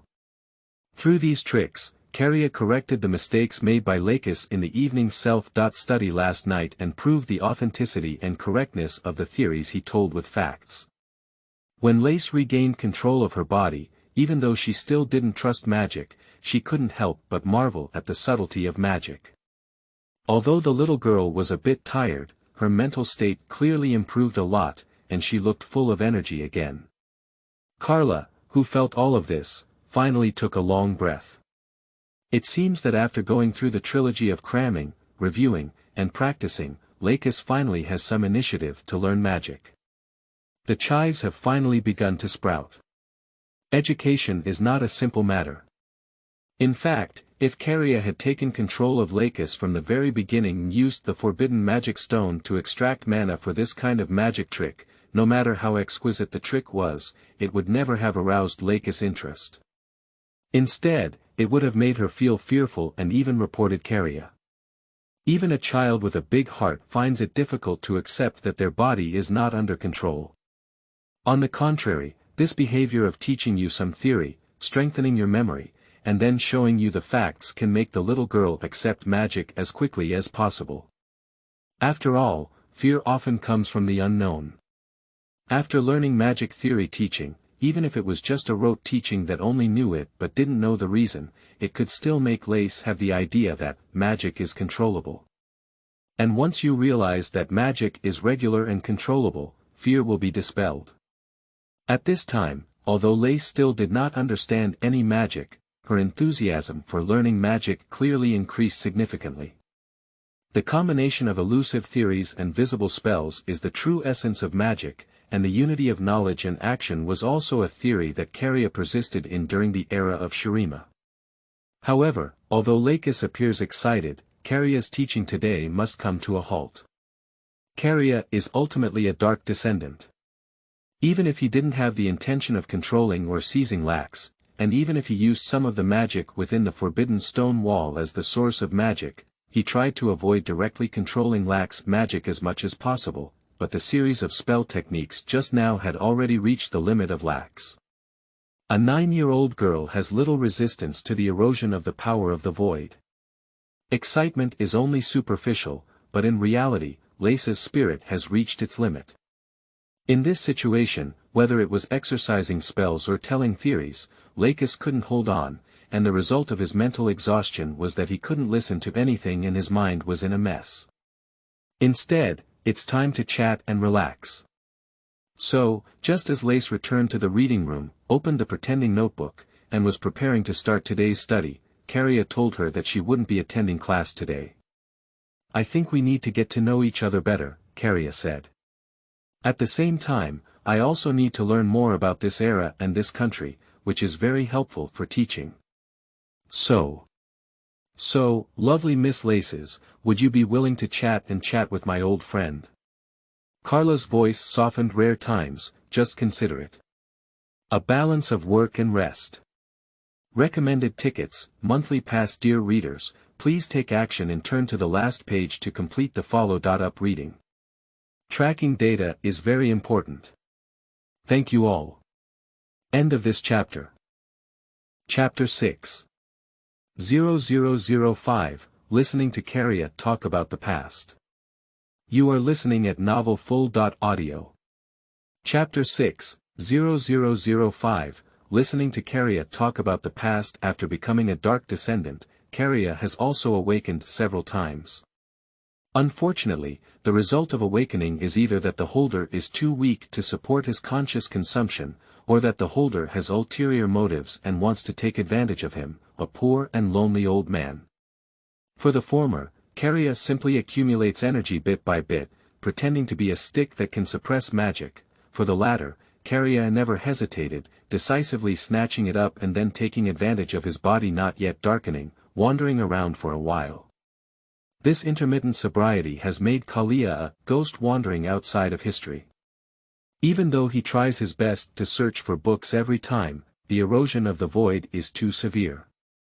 Once he takes the owner's body, he can at most stay awake for 10.5 days, so he knows very little about history. So, he hopes to chat with Lace and learn about the Rune land of this era. On the other hand, Lacus was actually a little curious about Caria. Curiosity is inherently human instinct, let alone a lively little girl like Lacus.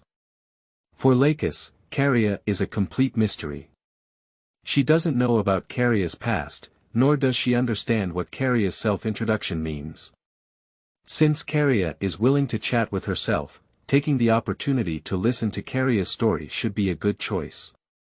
So, after sitting down, Lacus spoke up first, expressing her desire to hear Caria's story. Tell your story. Is there any story about defeating the evil wizard and saving the princess? As an elder who has lived countless years in Shrema, Caria has not much else but many stories. Since Lacus wants to listen, besides some true secrets, Caria is also happy to tell. So, where should the story start? When I was your age, I didn't have Demacia. Caria thought for a moment and decided to tell a story that had no record left in history. So, there were no evil witches, let alone princesses at that time. No Demacia. You're a liar. When Caria told her story, Lacus could not help but actively responded, I heard my mother tell the legend of flying winged sisters. Demacia was born nearly 1,000 years ago. Has Demacia been born for 1,000 years? Then I really slept for a long time. Caria's tone was calm, as if 1,000 years were not worth mentioning to him. The poor people who avoided Rune wars in the past now rely on their own hands to create a strong country. It's really good. What pitiful person. That's the great 13 families. Pause for a moment, we won't talk about Demacia today. Caria stopped Lacus from describing the 13 aristocrats of Demacia, which he had read last time when he was sober, mixed with a lot of commercial hype and lack of nutrition. Let's talk about each other, your story, my story. Alright, Lacus drummed her face and sat quietly. Speak up, Grandpa. The emphasis on Grandpa by Lacus did not offend Caria, but rather was somewhat friendly. Many people called him this way during the time of Shrema, and even many later directly called him grandfather. Although in Lac's view, this kind of address is a true, calling someone old, and a small retaliation against Caria's nonsense, in Caria's view, this is actually not a problem. At that time, Shrema was not yet an empire, but a wilderness. Caria continued his description, there were no sacred springs, no oases, deserts everywhere, barren land that could not be cultivated, and it was difficult for everyone to eat enough. Hungry stomach. Yeah, hungry. Caria's tone remained calm, as if it wasn't a terrible past, but a mundane memory. Lacus, have you ever been to the beach? Have you ever been to the beach? Lacus nodded. It's in Dornhold, not far from Xiongdu, where there's the most famous golden beach in the country. My uncle originally said he would come back to take me and my brother to go. Okay, but don't be sad, you'll have a chance to go again sooner or later, Caria comforted in a low voice, then continued her story. Unlike the sand on the beach, the sand in the desert is dry without any water. Even if it rains heavily, it only takes half a day for the ground to become dry again. That's hard to imagine. Lacus widened her eyes in surprise at such a novel thing. Once it rains, it only takes half a day to dry. At that time, the desert was called Sai, which originally meant endless and boundless. Caria hesitated for a moment and used the simplest possible analogy, the desert and the sea are actually very similar, except one is dry golden and the other is turbulent blue. Say. Lacus tried to make this tongue-flicking sound, learning from Caria's appearance. What a strange way of pronunciation. I've never heard of this language before. That is the ancient Shrema language, a primitive language that is simple and poetic. Caria did not describe it much in this regard, but continued his story. In the dry desert, it is impossible to grow food. The only way to survive is to find an oasis. What is an oasis? Oasis is a rare and fertile land with water sources in the desert, where plants grow. Caria explained, unfortunately, I can't share these memories with you yet, but I saw a book on the bookshelf about the travels of Shrema, which should have records of these things. Upon hearing Caria's words, Lay stood up somewhat surprised and found the book in the place where Caria had said it. After a brief search, she was incredulous to find that there were indeed deserts and oases in the book. More importantly, there are illustrations in this travelogue. Is this what you mean by deserts and oases? Lacus asked, pointing to the illustrations in the book. It looks like a big garden with a pond and no walls. Ha ha ha, an interesting metaphor. If Caria had hands, he would have couldn't help but applaud for Lacus, but you're right. Oasis is indeed like a big garden with a pond but no walls, so every family has to fight every day to compete for this big garden. Fighting. Why fight? Lacus clearly couldn't react, to compete for this garden. But fighting is not a good thing, fighting can hurt, and even lead to death. Obviously, Lace is not lacking in common sense, nor is she lacking in sympathy and empathy, but in a comfortable environment, she always subconsciously beautifies the parts of the story that are not present. Because if we don't fight or occupy the oasis, we will starve to death and die of thirst. Caria gave a cruel reason: when we were so old, I lost my tribe and my family. In order to survive, I joined a family where everyone, like me, was alone. We fought together to occupy an oasis where we could survive. I understand a bit now. Lacus thought for a moment, then lifted her head and looked out the window. Today she had chosen a position by the window. Through the open window, she could see the garden outside, the ponds, rockeries, and shrubs inside. Although Lay still couldn't imagine someone fighting for a garden instead of honor or justice, the reason of, to survive, still made her feel an indescribable heaviness. And then Lacus blinked her eyes and threw away the heaviness, and then you fought with someone else. With fists, with spears, or with shields and swords. Use everything, from stones to sticks. Caria paused and continued, to deal with those who use long swords, halberds, or magic. Magic. You fight evil wizards with stones and sticks. Lacus grew up in surprise. This is simply amazing. Pay attention to your words, Lacus, Caria said helplessly, you are also a wizard now. Lacus hesitated awkwardly. It's different. I don't know how to fight with magic. But what if there are monsters in the shadow realm that want to devour your uncle's soul? Caria asked in response. Ordinary swords won't work there. It's different. Lacus still instinctively rejected what Caria was saying. There may not be any monsters in the shadow realm, you must be scaring me. Let's just assume that I'm scaring you. Caria didn't continue on this topic, but continued to tell her own story. There's no princess in my family, but there's an older sister named Sataka, and of course, we all call her Big Sister. Big Sister, so cool. Lacus was once again poked with excitement, a lady respected by everyone. That's right, whether it's the enemy or the family. Caria chose to follow Lace's words this time. She doesn't need any excellent weapons, she can approach the enemy with agile steps, and easily win the battle. Even if the enemy is a cunning spellcaster, she can find a way. But Uncle told me that without excellent weapons, there would be almost no means to deal with a prepared spellcaster. Lacus was a bit puzzled. How could the big sister you mentioned be able to use sticks and stones to deal with wizards? With wisdom and strength. Caria's tone was rare, with a hint of nostalgia.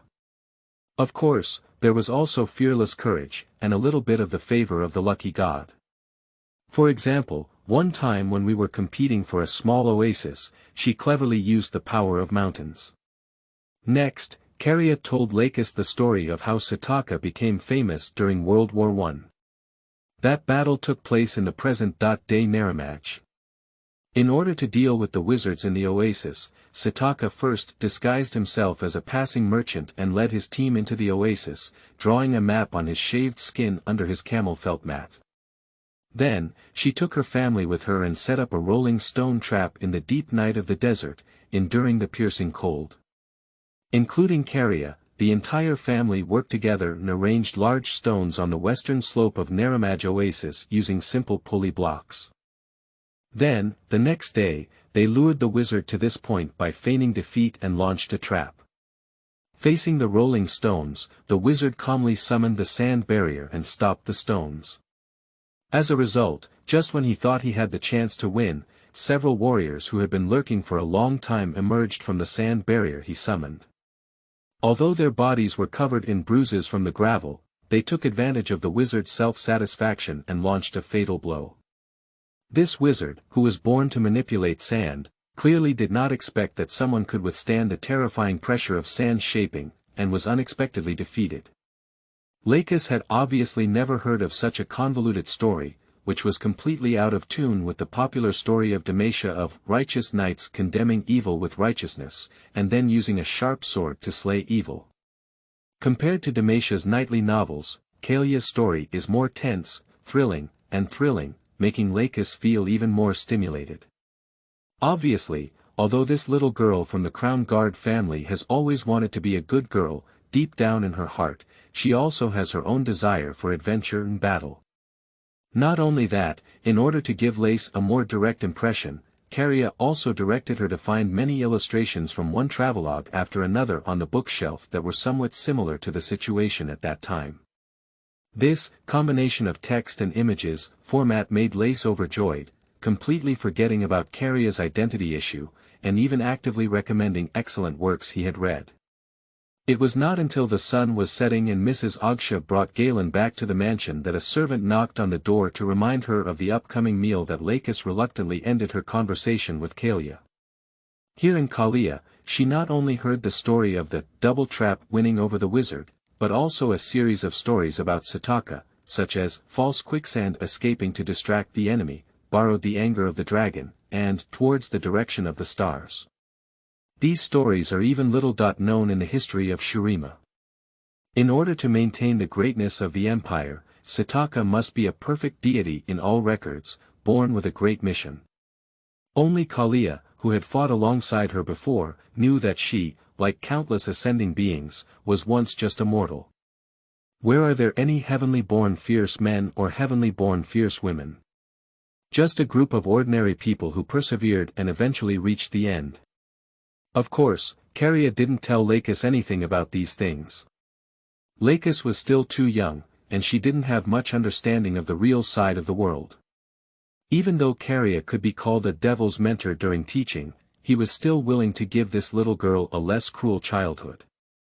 So, he didn't tell Lacus that only 1/5 of the people who had lurked into the sand in advance survived and participated in the final assault, while the remaining 80% either died from the loss of temperature at night or were crushed alive during the shaping of the sand barrier. It's not to say that many people died when they pretended to be defeated, and many even took the initiative to die. On the one hand, it was to act more realistically, and on the other hand, it was to cover up the possible bloody smell in the sand. The cruel elegy of survival was adapted by Caria into a children's abridged version of the heroic epic. However, listening to Sataka's story as a heroic epic is actually quite good. Thinking of this, Caria finally couldn't help but click. It's really a pity, at this stage, her role is really not enough. Recommended tickets, monthly pass. Dear readers, please take action and turn to the last page to complete the follow-up reading. Tracking data is very important. Thank you all. Unexpectedly, add more. Please do not ask any questions about the female protagonist or how many, as these cannot be spoilers. End of this chapter. Chapter 7. 0006 Family Brother Position. You are listening at novelfull.audio. Chapter 7 0006 Family Brother Position. Perhaps it was because he was tired all day, or perhaps his mood was not very calm, and Caria was quite silent at the dinner party. And because Pete didn't come back for dinner, Lacus didn't need to show off her ladylike side, so she didn't pay much attention and instead focused on her brother. Unlike his lively appearance when he woke up in the morning, Galen can be said to be quite lethargic now. His dark golden short hair was messy and lay on his head like weeds. Although it seemed like he had taken a shower, he still gave off a dirty feeling. Now, Galen no longer says anything about joining the army, he just keeps wolfing down. This is obviously starving. Amidst Lacus's stunned gaze, Galen ate up 5 whole ribs before leaning back and collapsing completely in his seat. The originally flat belly was now visibly bulging out, and Galen, who was full, hiccuped and looked like he had finally come back to life. Meanwhile, Agsha, who usually dislikes his lack of etiquette, just smiled at him and occasionally inserted a salad into her mouth with a fork. Obviously, Galen is really exhausted. It looks like my brother's training is not bad. Lacus spoke with a slightly subtle expression, just a little too tired. I feel like I'm almost done for. Galen rolled his big white eyes. Lacus, my dear sister, you haven't experienced such a thing before, it's unimaginable. Alright, you still have the strength to complain. It seems that today's training isn't that heavy, Agsha interrupted Galen. Now, it's best for you to take a walk in the garden, then take a good bath in your own bathroom, and get back to bed early to rest. To become a qualified soldier, this is just the beginning. Okay, Mom. Galen frowned at his sister. No problem, I'll go take a walk now and take a shower to sleep. Don't worry, this level of training is not a problem. As he spoke, he stood up decisively and picked up his sword from somewhere, lifting it high with the scabbard. Charge, for Demacia. Upon seeing this scene, Lace blinked her eyes. If it had been before, she might have thought her brother was cool and envied in her heart. But at this moment, for some reason, Lacus felt very ashamed. Lacus herself was not aware that after only 2 days of contact with Caria, some of her cognition had already been altered. Or rather, this kind of change is already a part of growth, isn't it? Perhaps it was because she witnessed magic with her own eyes today, or perhaps the stories she had heard before were too exciting, and when she returned to her bedroom, Lace tossed and turned and couldn't fall asleep. In the stories she had heard before, the princess was often the character who was saved, while Sataka, unlike those vase-like female protagonists, was a truly brave warrior. The last time Lax heard a similar story, it was the legend of Flying Wing Sisters. In that story, Flying Wing Sisters encouraged the early ancestors of Demacia to establish this great country. Since then, Lax has been eager to become a hero of Demacia like the Flying Wing Sisters. Today, she heard another story. The story of Sataka seemed to open a door for her. She was not a flying sisters flying in the air, but a poor and destitute soldier. But even so, she still defeated her enemy with her fists and teeth, sticks and stones. When she thought of these stories, Lacus couldn't help but be fascinated. As a result, she couldn't sleep more and more. Helpless, she could only poke her hand out of the blanket and then grip her sword again. Caria, tell me another story about Sataka. In a low-power state, while diligently preparing for lessons, Caria never expected that it would be almost midnight when Lacus suddenly wanted to listen to a story. You're already 9 years old, not 3. Although he was very happy to tell the little girl about the handsome appearance of the older sister back then, considering that Lacus still had classes tomorrow and his lesson plan was still a bit short, he still refused Lacus's request. If you want to listen to a story, then listen carefully to the class tomorrow. I will pass the test during the evening self-study, and during the review time, I will slowly tell you the story. But I can't sleep, Lacus pouted. It's all your fault. Now that I've closed my eyes, all I see is the yellow desert sea, the endless Carolese. Canhalese. Caria hesitated a bit. I don't seem to have told you about this place. Perhaps I saw this place name in any travelogue, Lacus yawned. Well, I really want to go see the desert with my own eyes. See the place where Sataka fought. There will be a chance. Caria paused for a moment, then seemed to have figured something out, and her tone gradually became gentle.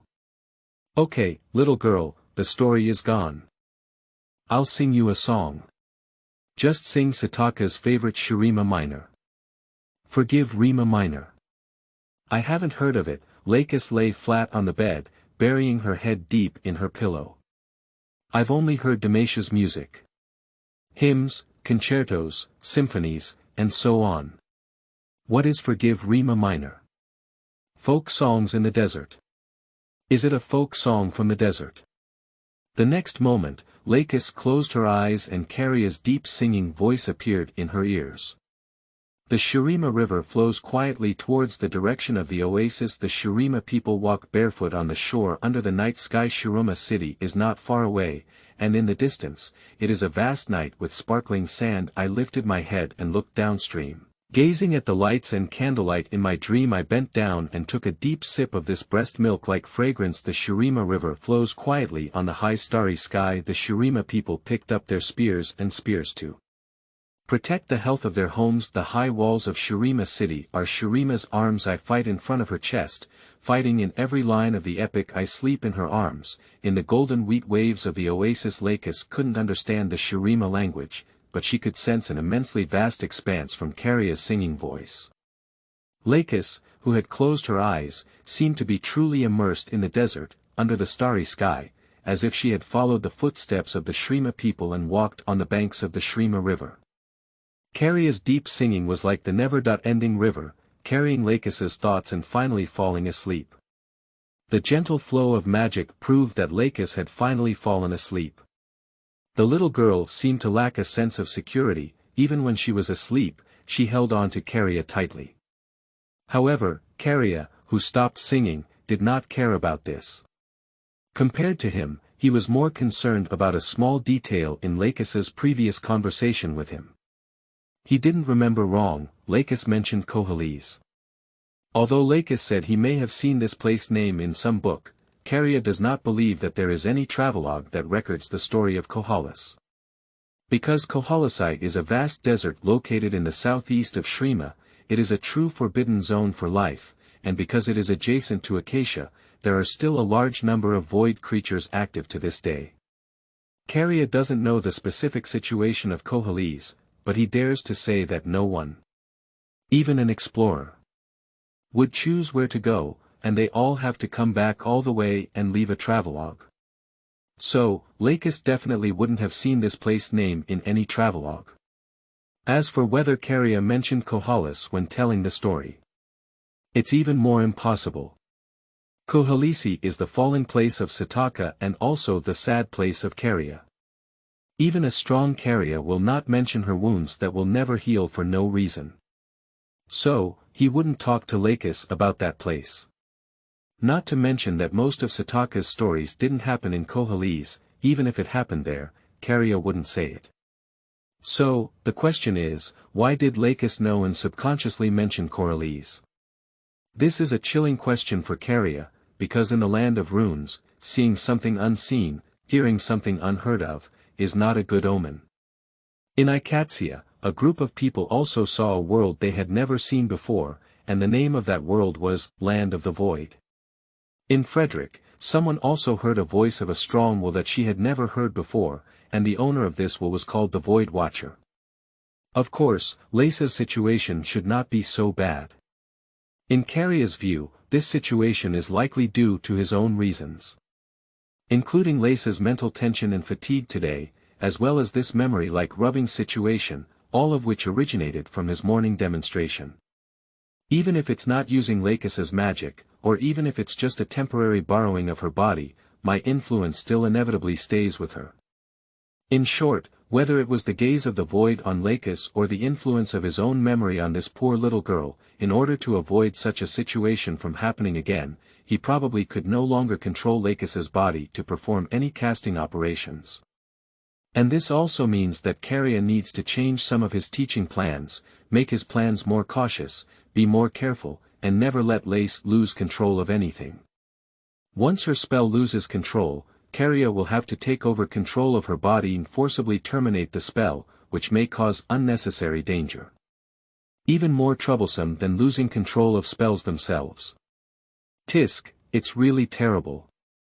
Caria self-deprecatingly smacked her lips. It seemed like she had become a stick-like source of pollution. Lacus could charge herself and share some of her senses, but if she did something to Lacus, she would be unlucky. The feeling of being able to only accept data and energy unilaterally is really unpleasant. The next morning, Lacus, who was in excellent mental condition, heard two messages. A good news and a bad news. The good news is that the intensity of the cramming-style teaching she will receive will be reduced.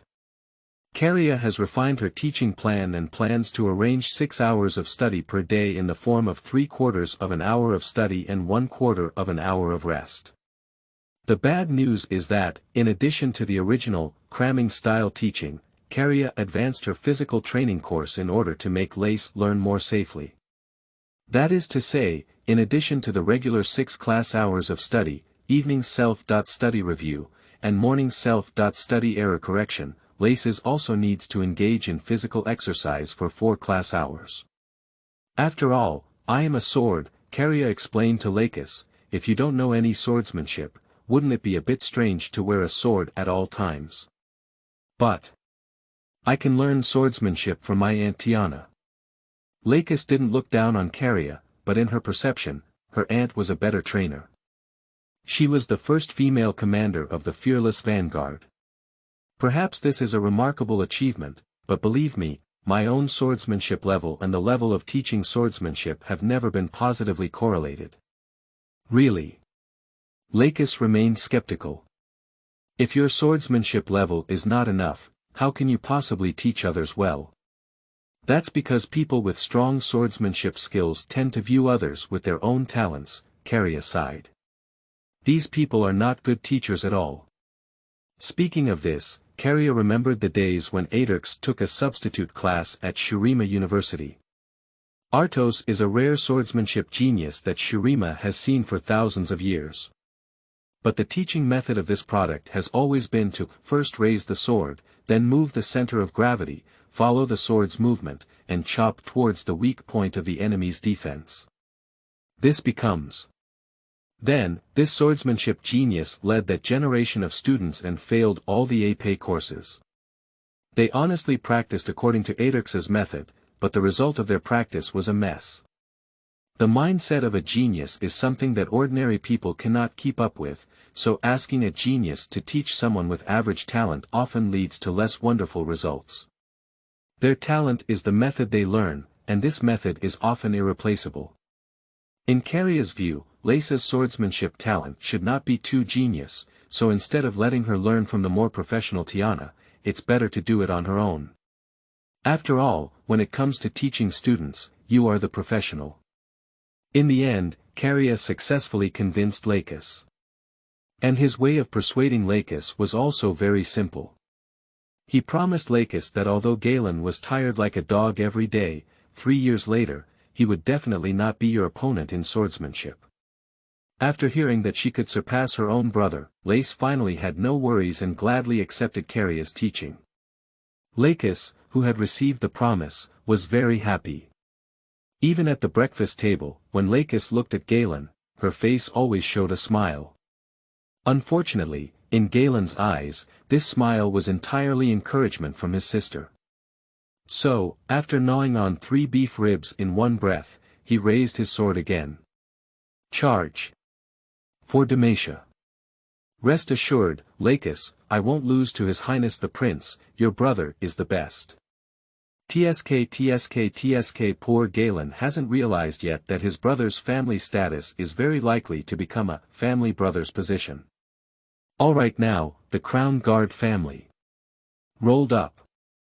Recommended tickets, monthly pass. Dear readers, please take action and turn to the last page to complete the follow-up reading. Tracking data is very important. Thank you all. I have a recommendation for the weekend, excited. End of this chapter. Chapter 8. 0007, Killing the Rooster as a Warning to the Monkey and Concealing the Heaven and the Sea. You are listening at novelfull.audio. Chapter 8, 0007, Killing the Rooster as a Warning to the Monkey and Concealing the Heaven and the Sea. The entire Crown Guard family seems to be a tightly wound clock, everyone running at their own pace, racing against time and never stopping. Clan Chief Pete Mienway almost goes to Dawn Fortress every day, staying from morning until evening, to discuss matters related to Noxus with King Gavin III. From the current situation, it seems that a direct war between the two countries cannot be fought. Although Dacville has a tough attitude, he has no intention of gathering troops towards the border. Moreover, the Green Tooth Peak Morning Gate defense line has just been renovated, and at this time, if the Noxes choose to attack, they can only kick on the iron plate with one foot. So, after some discussion, Demacia confirmed the idea of killing the chicken and warning the monkey. Simply put, it means putting some pressure on the small countries sandwiched between Demacia and Texas, serving as a buffer between the two countries, and sweeping away the unlucky people standing on the side of Texas to demonstrate. The fearless vanguard has started mobilizing, and the elite team can rush out of the Green Tooth Peak fortress at any time, pass through the Gate of Sorrow, and give a necessary warning to the small countries around them that are closer to Texas. As one of the commanders of the fearless vanguard, Tiana Crown Guard has now returned to the military camp. Although she has only been married for less than a year, and can barely be considered a newlywed, with the king's command, she has temporarily bid farewell to her husband who served in the Search Demon army and set foot on the battlefield. On the second day after handing over the Dharma-wearing staff to Lacus, Tiana, who had taken a quick glance at her brother's funeral, led the elite of the fearless vanguard and left the capital of Demacia. As for Ogsha, as the mistress of the family, she must muster a strong spirit to face the power gap after losing important members. In the eyes of outsiders, Ogsha is a very well-behaved and upright lady. She is versatile and sociable, but never interferes in family affairs. But in reality, Ogsha is the person in charge of the family's internal affairs, and almost all of the family's communication and management are decided by her. On the contrary, the seemingly large and thoughtful Peak Crown Guard, except for being an expert during military battles, can only be obedient to his wife when he returns home. In the next generation, Galen will receive training from the German governor every day with King Gavin IV. Although this man, who comes from Ionia and is usually quiet, is better at using long spears, Galen himself is more fond of large swords. However, as a former ace gladiator in Texas, Zhao Xian's mentor who taught Galen swordsmanship did not put much pressure on him. Anyway, one sheep is also being driven, and 2 sheep are also being released. This is not only teaching, but also finding a companion for Emperor Zhaowen IV. As for the youngest princess in the entire family, Lace, in the eyes of others, should be the most leisurely and carefree one in the family. But in reality, she is probably the busiest person in the entire Crown Guard family. Since waking up in the morning, she has to undergo endurance running and climbing training under the supervision of Caria. After a simple shower, she can have breakfast. Then, after taking a walk in the garden, she will go to the reading room to read. Of course, reading is just for show. In the reading room, her main task is to listen and remember everything Caria told her. From spell principles to magic control, from casting models to enchanting feats, Caria's knowledge seems like a vast ocean, while Lacus rides a flat boat, wandering in the ocean of knowledge points. In the morning, there were 4 classes, and at noon, after a brief lunch break, there were 2 more classes. After completing 6 classes, Lacus would gradually engage in swordsmanship training under the guidance of Caria. Starting from the most basic sword swing, lay a solid foundation step by step. This regular lifestyle naturally caught Ogsha's attention. She was happy to see Lacus study hard and flexibly apply the etiquette of the nobility, but was full of concerns about Lacus's reckless sword dancing behavior. Although this decorative sword is mainly used to conceal the penetration of the staff and does not have a blade, it is still somewhat dangerous to have a 9-year-old girl wield the sword. So, Ogsha simply suggested hiring a physical exercise tutor for Lacus. In Ogsha's view, the family no longer needed a general. Now Pete and Tiana are trusted by the king and almost control the entire fearless vanguard, while Galen and Gavin IV are close allies with a bright future. Therefore, in terms of military affairs, the Crown Guard family has no further need. If we invest our strength in the military again at this time, it will only cause trouble. On the contrary, in terms of management and civil affairs, the family's manpower is somewhat tight. You should know that the Crown Guard family is not a small family.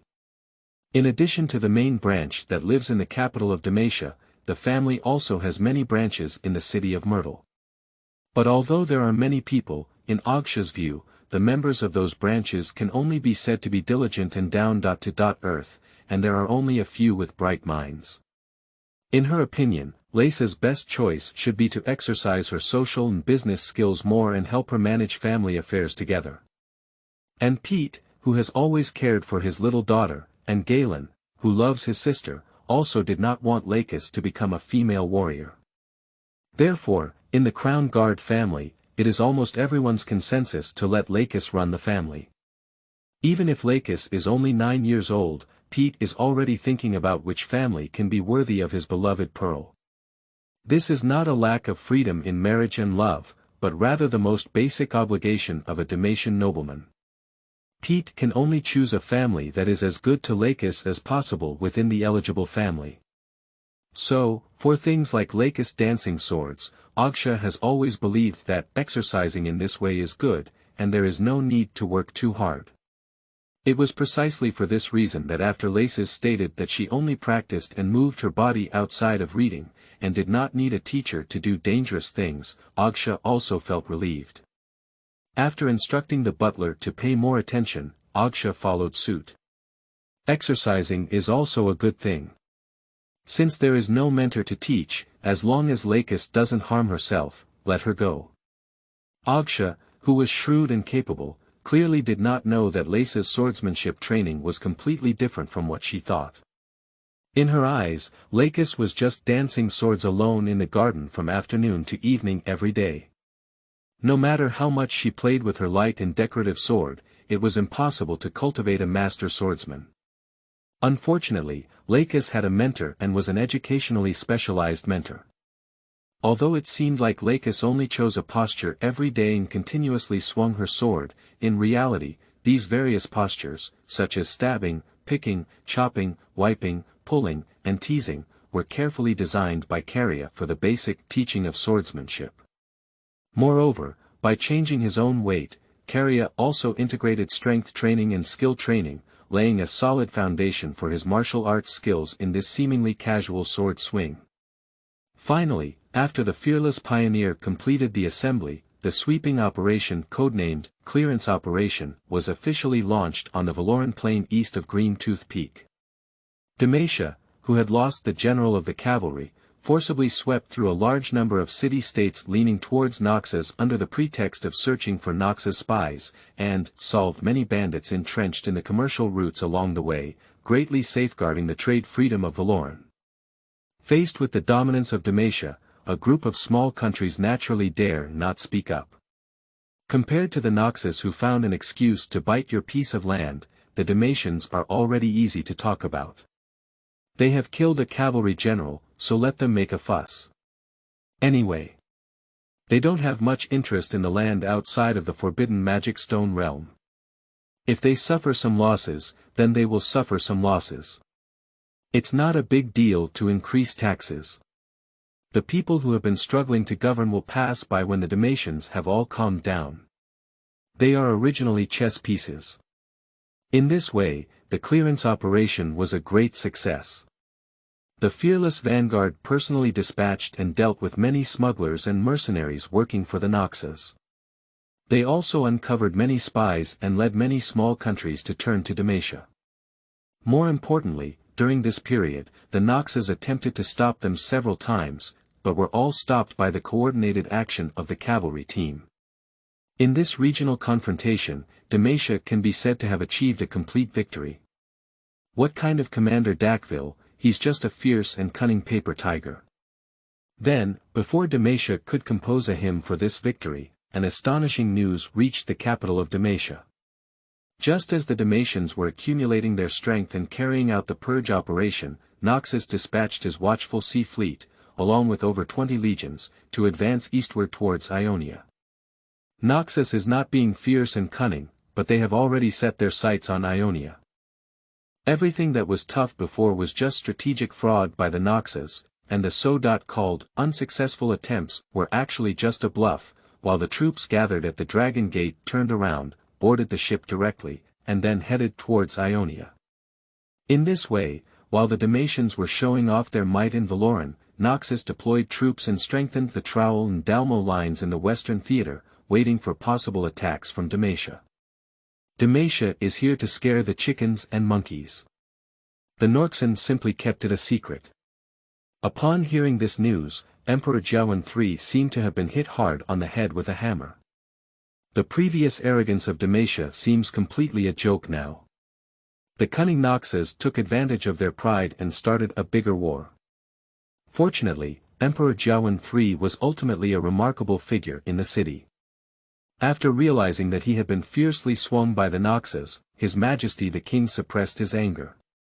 Even at this moment, he really wanted to give the Noxes a heavy lesson, but previous wars have proven that facing the heavily defended fortress and the conflicting defensive lines was unwise. Moreover, fighting against the Noxes overseas was not in line with Demacia's national interests. Demacia had fertile land and abundant resources, but in fact did not have much desire for land. At this time, when fighting against the Noxes, Demacia could not get anything. Even though Demacia has always boasted of justice, they could never have fought for the Ionians and Noxus. Of course, this does not mean that King Gavin III will sit here and watch the war sweep across Ionia. If possible, he would naturally be willing to cause trouble for the Noxans. So, in the next aristocratic meeting, Zhao Xian rarely stood in front of the stage, and his main speech was about Ionia. Zhao Xian is not optimistic about the situation in Ionia's battle. In Zhao Xian's view, there are many strong Ionians, but they are all scattered sand. After arriving in Demacia, he has realized the power of unity. However, the entire Ionia is not so much a country as a large martial arts world, and all regions are under the autonomy of the same cultural capital. If Demacia is a typical feudal kingdom with distinct aristocratic and commoner classes, then Ionia can be said to be a primitive society where politics and religion are indistinguishable, there is a lack of written laws, and there is no standing army. Even though there are many strong sects, it is difficult to resist the vast army of the Noxes. It is precisely because Zhao Xian had lived in Ionia, Noxes, and Demacia that he was well aware that Ionia would find it difficult to compete with the Noxes on the front lines. So, from his perspective, his suggestion is to send a small number of troops by sea and transport as many Ionians as possible before the Norse navy blocks Ionia. It's not because Zhao Xian betrayed Ionia, but because when he was in Ionia, he was just a fisherman who studied with the village sect for a period of time, and he himself didn't know how old Ionia was. Moreover, at that time, Zhao Xian did not have access to Ionia's hidden existence, so in his view, Ionia probably had no chance of victory in this war. Without the protection of the ocean, Ionia would be difficult to fight. Zhao Xian's statement was affirmed by the aristocratic parliament. The nobles of Demacia would not go to great lengths for the Ionians, so they could not directly attack the western defenses of Noxus.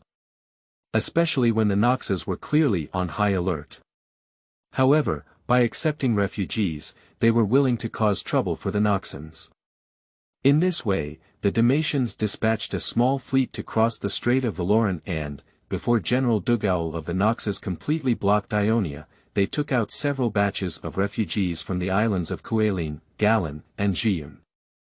And Lacus, who had been practicing, knew nothing about it. Ogsha was originally trying to hide from Galen and prevent him from acting impulsively due to a burst of justice, and hiding from Lacus was just a passing act. It was not until the return of the refugee ship from Ionia that Ogsha handed over an invitation and a formal dress to Lacus.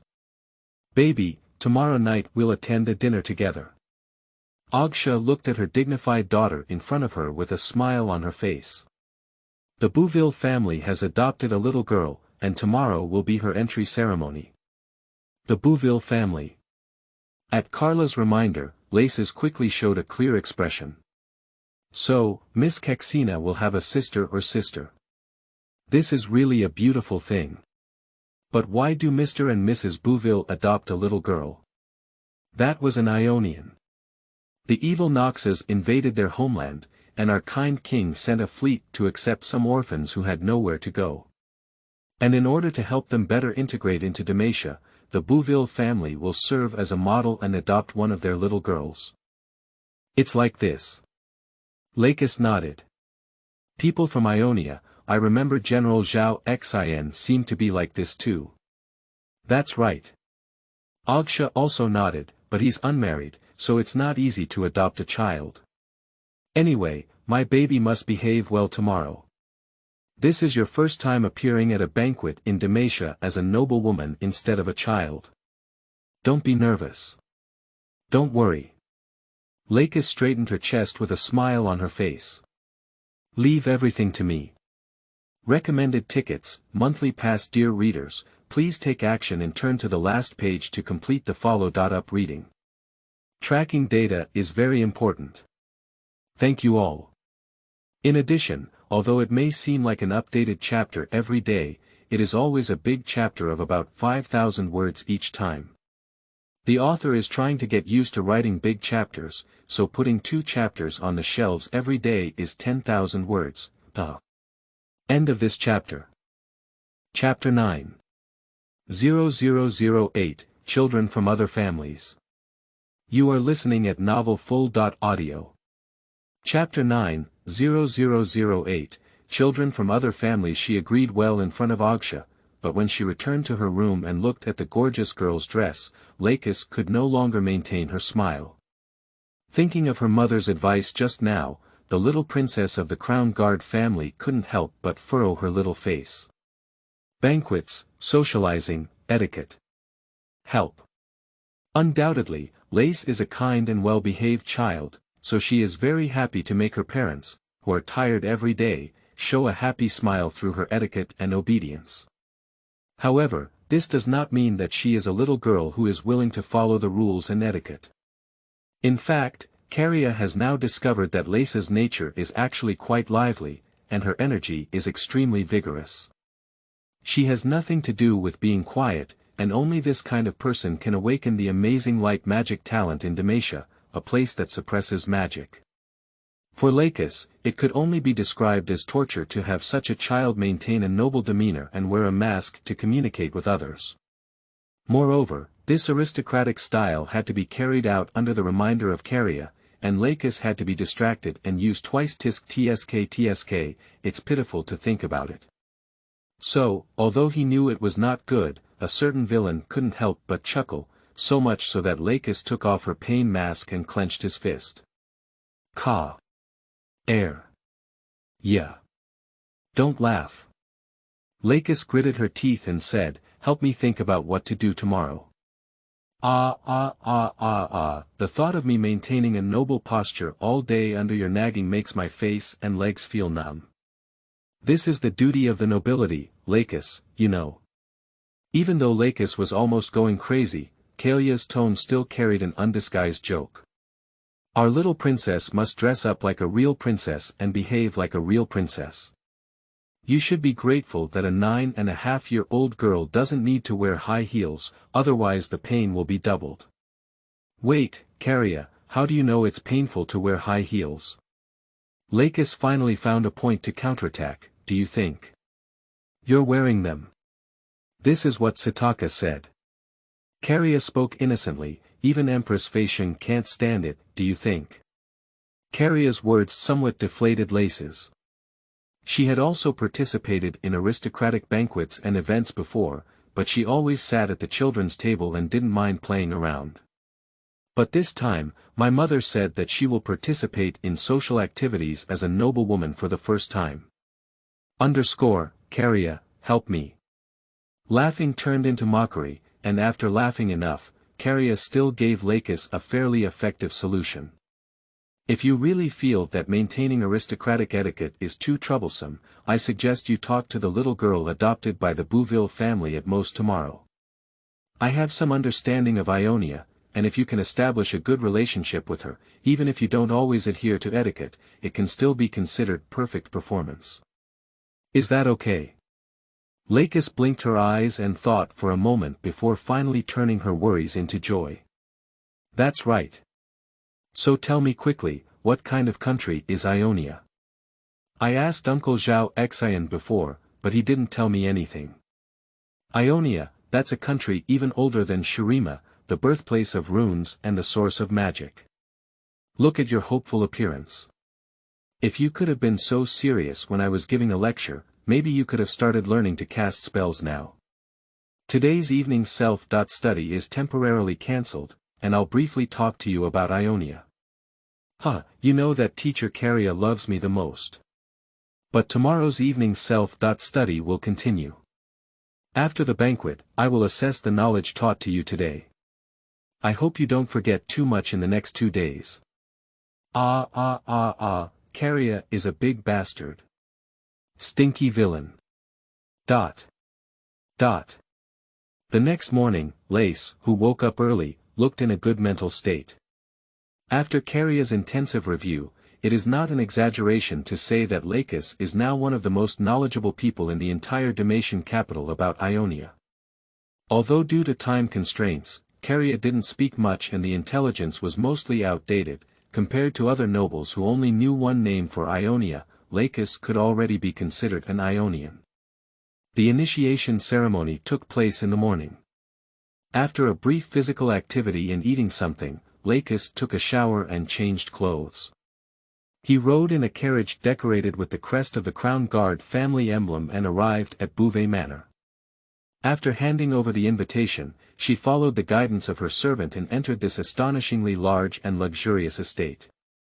Along the way, ladies and young ladies from various families took the initiative to greet Lacus, while Lacus, under the guidance of Caria, responded to everyone with a perfect posture. This posture was not like the first cute newcomer to participate in social interaction as a young lady, but rather more accommodating than a big shot. So even before the ceremony officially began, many people began silently comparing Lacus as a control sample to their own children. And the conclusion is: our own children can't compare. Under normal circumstances, a 9-year-old child, even a precocious little girl, cannot perfectly respond to everyone with different etiquette, titles, and actions like Lacus, let alone recognize the badges and emblems of all families with just one word. This way of dealing with people is no longer just precocious. So, after seeing Lacus, many people coincidentally let out a low voice of emotion. You truly deserve to be the princess of the Crown Guard family. These half-intentional and half-heartfelt praises were heard by Lacus, causing the little girl's face to blush slightly. She actually knew very well that it was all thanks to Carla. Lacus, who made her perfect debut for the first time, became someone else's child. Then, just as she wanted to thank Caria, she heard the other person scolding. Don't try to show a silly smile, it will ruin your previous efforts. Now, turn left 60 degrees, the envoy of the Light Shield family has arrived. Although Emperor Jiawen III did not appear on his own, he also took out the royal seal, so you need to bow. The gratitude that had just emerged dissipated in an instant with merciless scolding. Lacus still maintained a perfect smile on her face, but she snorted angrily in her heart, you can handle it. In the next moment, Lacus, who was maintaining her perfect etiquette, stepped forward and headed towards the direction of the Light Shield messenger. The envoy of the Light Shield family with the royal imprint was obviously the last to appear after calculating time. After receiving greetings from various noble families, it was time for the ceremony. As the bell rang, the entire auditorium hall fell silent.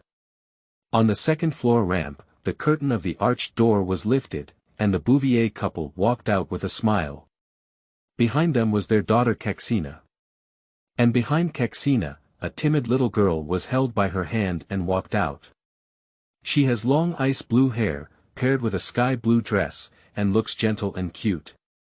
The little girl was held by Caxina in one hand and tightly holding a huge piano in the other.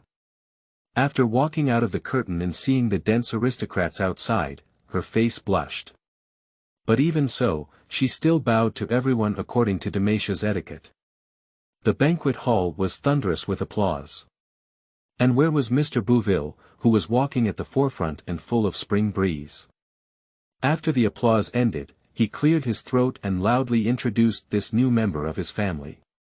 From Mr. Bouville's introduction, Lacus knew that this lovely little sister's name was Sanaa, a few months younger than herself. She came from an orphanage in the province of Ionia Gallon and was a very gentle and lovely little girl. However, unfortunately, she was born without the ability to speak. She could understand what others were saying, but could not speak. As for the guqin that she had been holding in her arms all along, it was discovered by the orphanage together with her at the time. According to Mr. Bouville, it was the guqin that depended on her, which is why she kept holding it. The nobles present all expressed their understanding of this statement. Although in the ceremony of joining the clan, the entrants should hold the family's ceremonial vessels, considering that the little girl comes from Ionia and holds a guqin. It's barely justifiable. After Mr. Bouville finished his introduction, a respected bishop from the Illuminati came to the second-floor ramp. The bishop personally baptized Sanaa and, in the witness of all the nobles, asked in a clear voice. Mr. Barrett Bouvet, the head of the Bouvet family, are you willing to accept Miss Sanaa to join the Bouvet family and give her the treatment and glory of her family? I am willing. Miss Sona from Ionia, are you willing to join the Bouville family and become a member of the family to maintain Bouville's glory? Sanaa nodded. With the affirmation of both sides, the bishop picked up the already carved seal with the name of Sanaa in one hand, and then raised the parchment with the other hand high, recording the Bouvet family genealogy, and printed Sanaa's name under Barrett Bouvet. So, under the witness of everyone, Sanaa had her surname for the first time. Bouville. From now on, she will be Sanaa Bouville. Applause rang out again, and Sanaa blushed as she descended the spiral staircase to the first floor to receive greetings from everyone in the hall. She looked very shy and tried to lower her head several times, but in the end, she still smiled and responded to every person who sent her blessings with raw yet standard etiquette. At this moment, Lacus finally realized an extremely awkward problem. Sanaa can't speak, how can I establish a good relationship with her? If we can't complete the task in this way, will we have to persevere until the end and complete this inevitably lengthy banquet? At this moment, Lace finally stiffened in place, and the thought of staying in such a rigid environment until evening made her feel a pain in her legs.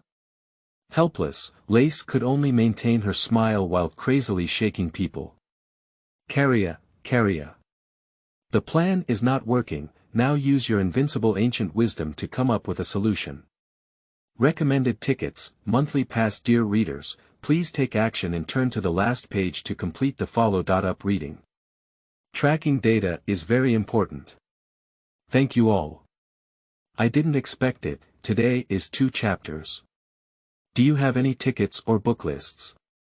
End of this chapter. Chapter 10. 0009, Hymn of Heroic Heroism in G Major. You are listening at novelfull.audio. Chapter 10, 0009, Hymn of Heroic Heroism in G Major. The thought of standing here for a whole day made the laces feel numb. Fortunately, Kalia's ancient wisdom was really useful, and after a moment of contemplation, he proposed a different approach. Why don't you go talk to Sanaa about playing the piano? I still have some understanding of this way of playing the Ionian guqin. What use do you know? Lacus looked bewildered. I don't know how to play the guqin. It's okay, if I know, it's as good as you do. Carria quickly made a complete plan. This guqin is a magical item that others cannot play, but you can play it. Magic item. Lacus never expected, can it also talk? Please do not use me as the general criterion for judging magic items, Carria said helplessly. I am a dark descendant. Although you may not know what this means, in short, normal magic items are not like this. Even if I could control magical items, I wouldn't play music. Lacus said helplessly, although I have attended concerts, I haven't learned these. Relax, as long as you know how to hook your fingers, that's all. Kalia was clearly prepared. Let's just treat it as a music game. When I say which finger you hook, which finger corresponds to the string, I won't trick you. What exactly should I do? Lacus hesitated. I'll move the finger you say. That's right, Kalia replied confidently. Ionia's guqin has 10 strings, which correspond perfectly to each finger. I said pluck that finger, and you pluck whichever string. But don't you need to press the strings? Lacus still felt uncertain. I've seen a harp. When the harp plucks the strings, it also needs to be pressed, and there are requirements for the timing and technique of plucking. You don't know how to do this. As long as you rely on me to enter China, I will handle this part. Karia took over everything. Don't worry, I can still play things like the Ionia guqin. So I'll borrow Sona's piano. Isn't that impolite? Lacus blinked. She cares a lot about that piano. It's not that you borrowed the piano sheet to leave, it's that you invited Sana to play together. Karia corrected, let's play a piano together. Let's play the heroic hymn in G major. I've read that score before, so I'll take it down. You just need to tell Sana and ask her to help you play the chords. Chords? What is that? Lacus became even more confused. Is it a certain string? Chords are not strings. Karia instinctively wanted to explain, but as soon as she thought it wasn't something that could be easily explained, she skipped the topic. You haven't studied music theory, so I can't explain it clearly, but it's not important. Sana must know, as long as you tell her. Wait, are you saying, I'm playing with Sana? Lacus finally realized what Karia meant. How could that be? The guqin is not an organ, how could two people play together? We'll interfere with each other. I can solve this problem. Anyway, the people present don't understand the fingering of the guqin. At most, they think it's Sana helping you press the strings and you're responsible for plucking them. Karia gave a solution. There's no time left. Now, start with your left little finger as 1, your left ring finger as 2, and so on, until your right little finger is 10, remember. Remember. Give it a try now. 33645172263. According to Karia, Lacus expressionlessly hooked her finger. Great, that's it. 2 more syllables. Dot. Dot. So, without anyone knowing, before Sana and her foster parents came to Lacus and Karia had a live rehearsal together. Lacus didn't know what a music game was, nor did she know that Kalia's foolproof teaching actually overlooked many important parts, and even didn't understand music theory, whether it was fingering or chords. But due to her trust in Karia, she still decided to give it a try. Soon, Sana followed her adoptive parents to Lac's side, and ladies from various families were gathered around them chatting.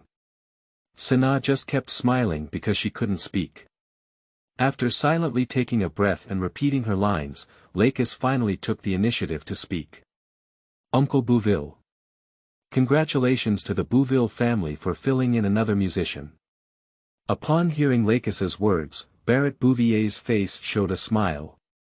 Although he was a top aristocrat in Demacia and a close ally and confidential advisor to King Gavin III, personally he preferred to be called an artist. Nobility is work, music is life. Lacus' praise accurately tickled Barrett's itch, so he smiled heartily and humbly said, at most, I can be considered a ticket enthusiast.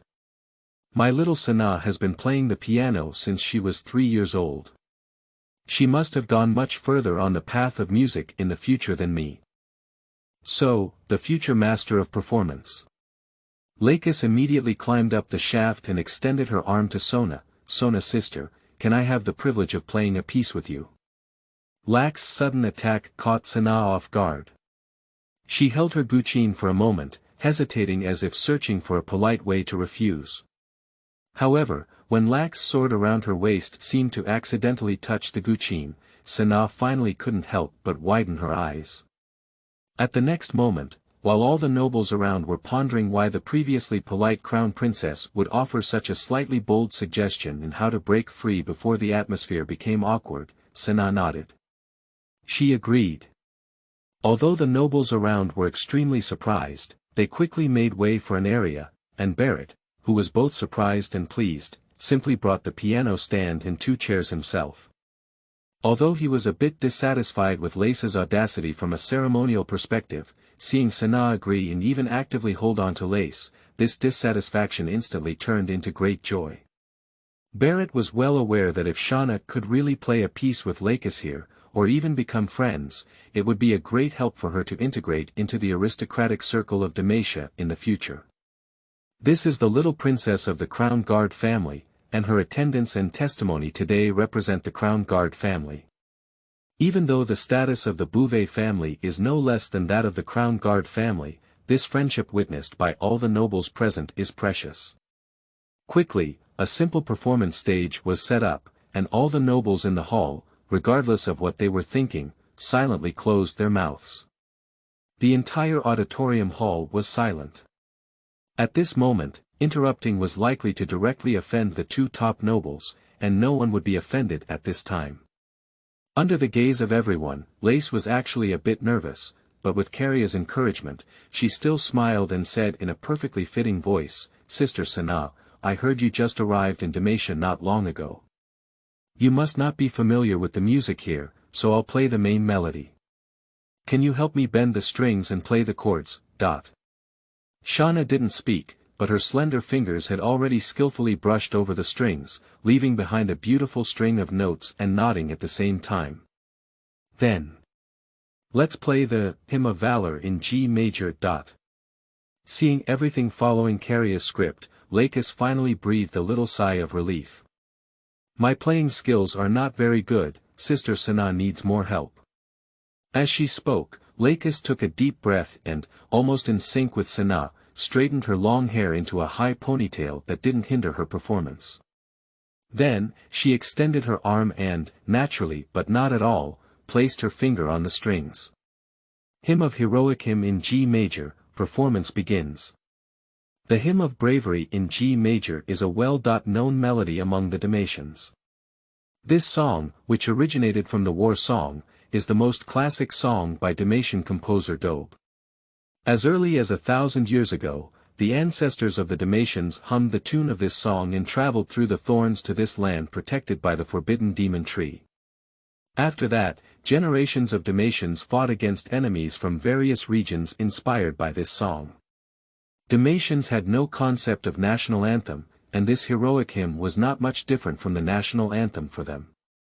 And now, in the hall of the Bouvet family's auditorium, this passionate and thrilling song is being played by 2 9-year-old girls using the Ionian guqin. Unlike the version played by the band in the Golden Hall, this version has a relatively simple score and no other instruments to complement it. Even Lace's playing level is quite critical, her fingers are quite stiff. If it weren't for the guqin inhua being a magical prop, the strings would have broken 8 times now. Inappropriate places, people, instruments, but they produce amazing effects. It is precisely because of the stiffness of Lacus plucking the strings that this version of the heroic hymn adds an indescribable power. It is precisely because the auditorium is not as large as the concert hall that the sound of the guqin can resound in everyone's ears like a soul singing. If the symphonic version of the Hymn of Bravery is inspiring, then this version of the Hymn of Bravery is more like a tribute to courage. Lacus pointed with a resounding metallic sound, and the main melody she played was as bold as her golden hair, like the fearless heart of a Demacian. Senna played the piano, strung the strings and flowing with clouds and water, perfectly coordinating with Lacus. The chords she played were also the same as her hair color, as beautiful as water, moistening everything silently. The main melody music of Lacus is the fearless warriors on the battlefield, who work together, persevere and advance together. Senna's chords are countless logistics teams who, although not physically on the battlefield, also fight for Demacia. These people may be commoners who supply food and forage, blacksmiths who forge weapons, herders who manage livestock, and more likely wives and mothers waiting for their husbands or sons to return. The touching power of Guqin entering China was fully stimulated by Caria, taking the infectious power of music to the next level. And the nobles present. Which family doesn't have many soldiers who sacrificed their lives for Demacia? The jumping strings not only stirred up their emotions, but also brought back their memories. Yes, the heroic hymns I usually hear are all praises of those brave warriors on the battlefield. How many people know that their families behind the battlefield are also worried?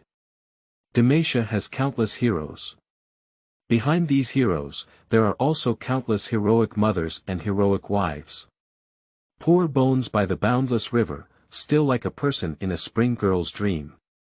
When the song reached its climax, many ladies and ladies present couldn't help but blush and even burst into tears. It wasn't until they wiped away their tears that they suddenly realized the two people playing a heroic hymn in front of them, one who had just lost their uncle not long ago, and the other who was about to lose their country is this. The voice of my heart.